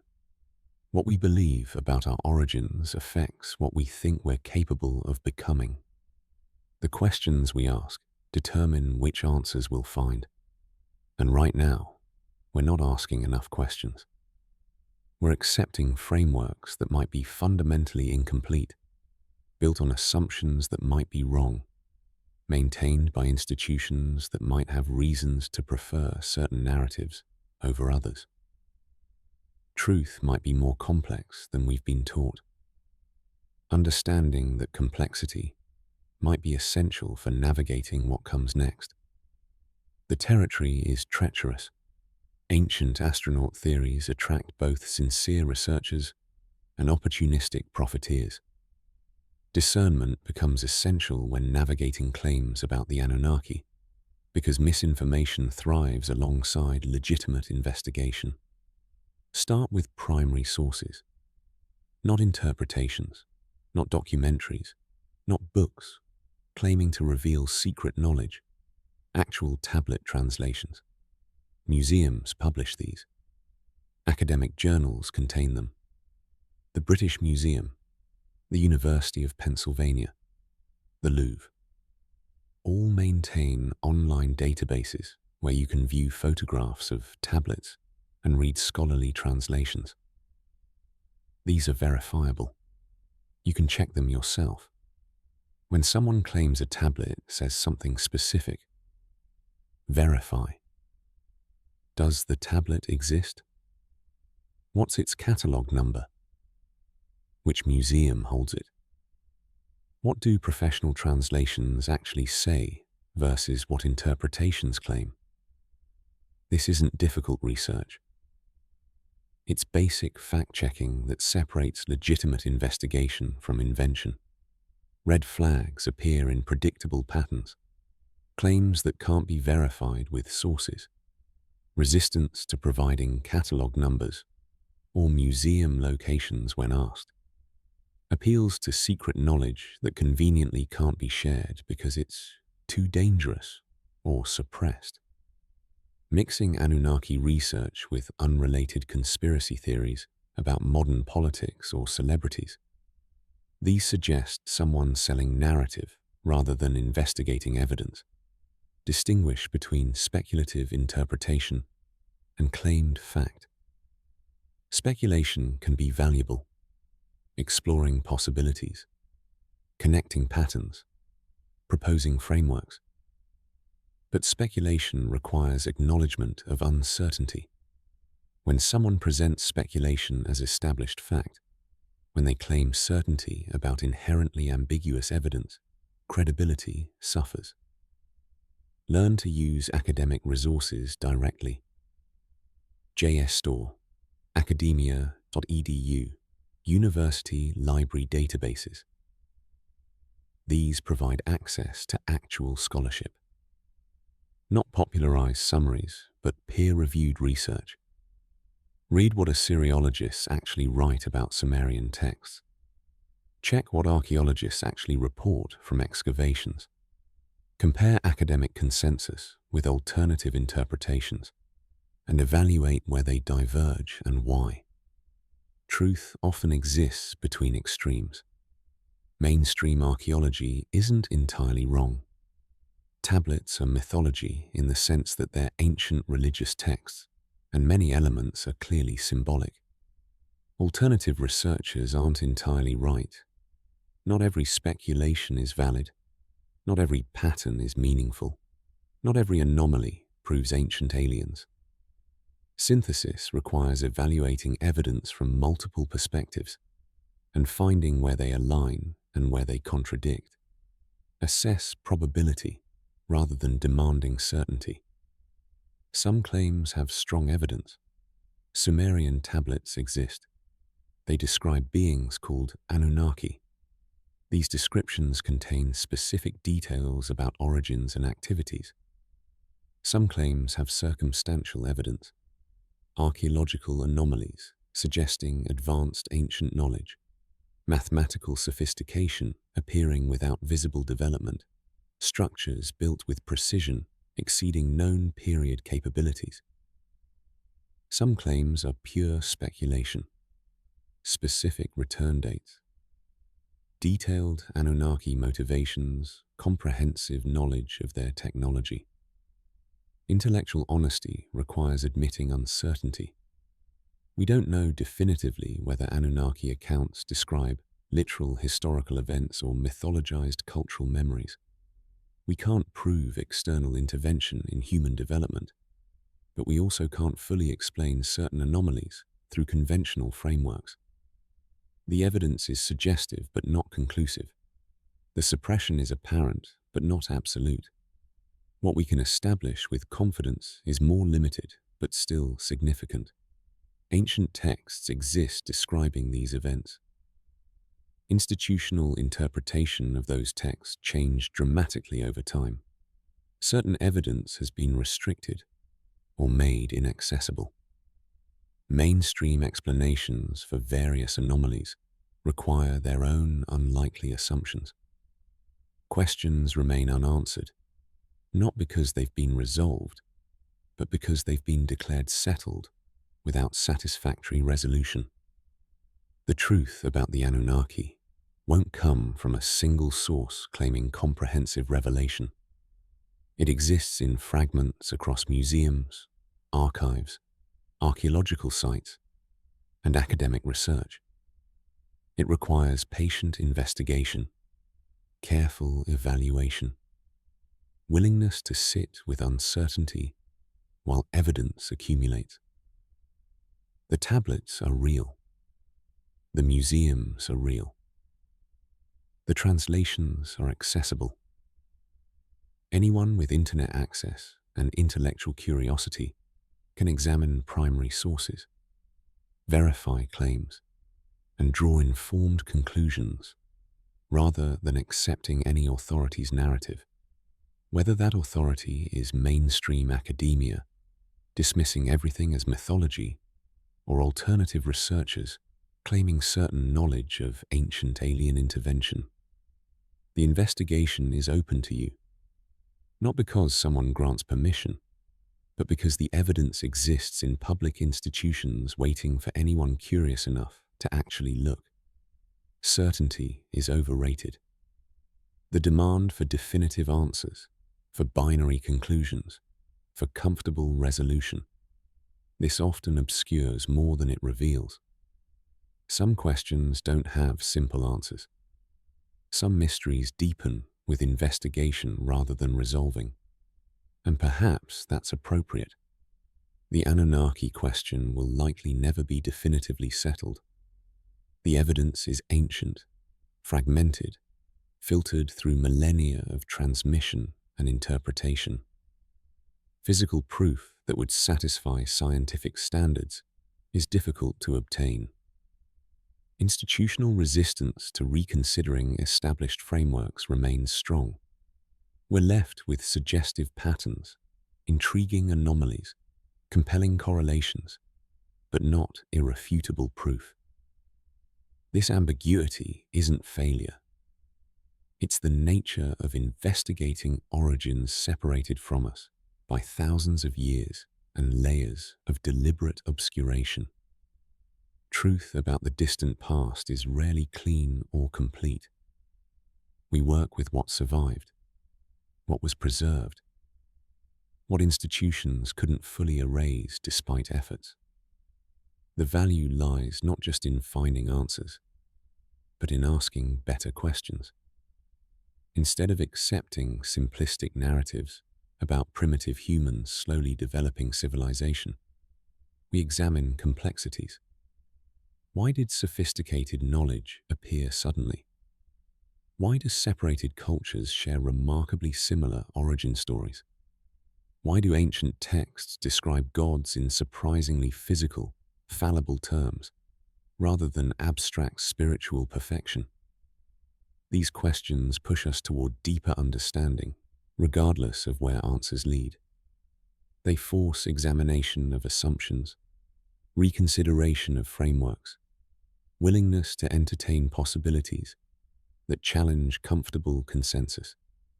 The Anunnaki mystery represents humanity's broader condition. We're conscious beings trying to understand our origins, purpose, and place in the cosmos without having complete information. We navigate existence with partial knowledge, inherited stories, fragmented memories. We construct meaning from incomplete data and hope our conclusions approximate truth. This mirrors personal human experience. We all operate with incomplete knowledge of our full heritage, uncertain understanding of our potential, limited awareness of forces that shaped us. We make decisions, form identities, pursue purposes based on partial information and best guesses. The Anunnaki question is a cosmic version of challenges we face individually. Whether the Anunnaki existed as physical beings or represent symbolic personification of human potential and lost knowledge, engaging with their story serves purposes beyond historical accuracy. It teaches skepticism toward authority, encourages questioning of established narratives, promotes intellectual independence. It suggests possibilities larger than consensus permits, capabilities greater than accepted frameworks acknowledge. Mystery serves functions beyond frustrating our desire for closure. It keeps us curious, prevents intellectual stagnation, maintains humility about how much we actually know versus how much we assume. Premature certainty closes investigation. Sustained mystery keeps it open. What remains indisputably real? The knowledge systems attributed to the Anunnaki exist and are accessible. The mathematics works whether humans discovered it or were taught it.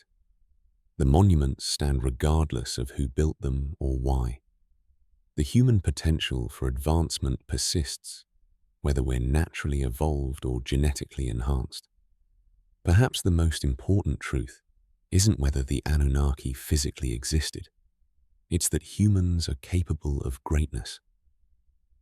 We've achieved sophisticated civilization, possibly multiple times if the tablets are right. We've recovered from catastrophes, rebuilt from ruins, rediscovered lost knowledge. We've proven resilient, creative, capable of more than any limitations placed on us by nature, creators, or suppressors of knowledge. The documentary you've been listening to is not definitive. It's invitation to continue investigation on your own terms. The tablets exist in museums. The translations are published. The questions are open. You don't need permission from academic institutions or alternative researchers to examine evidence and draw conclusions. The investigation belongs to anyone curious enough to pursue it. Maybe the Anunnaki's greatest gift, whether they existed or not, was demonstrating that humans should question, should seek, should refuse simple answers, and demand better evidence.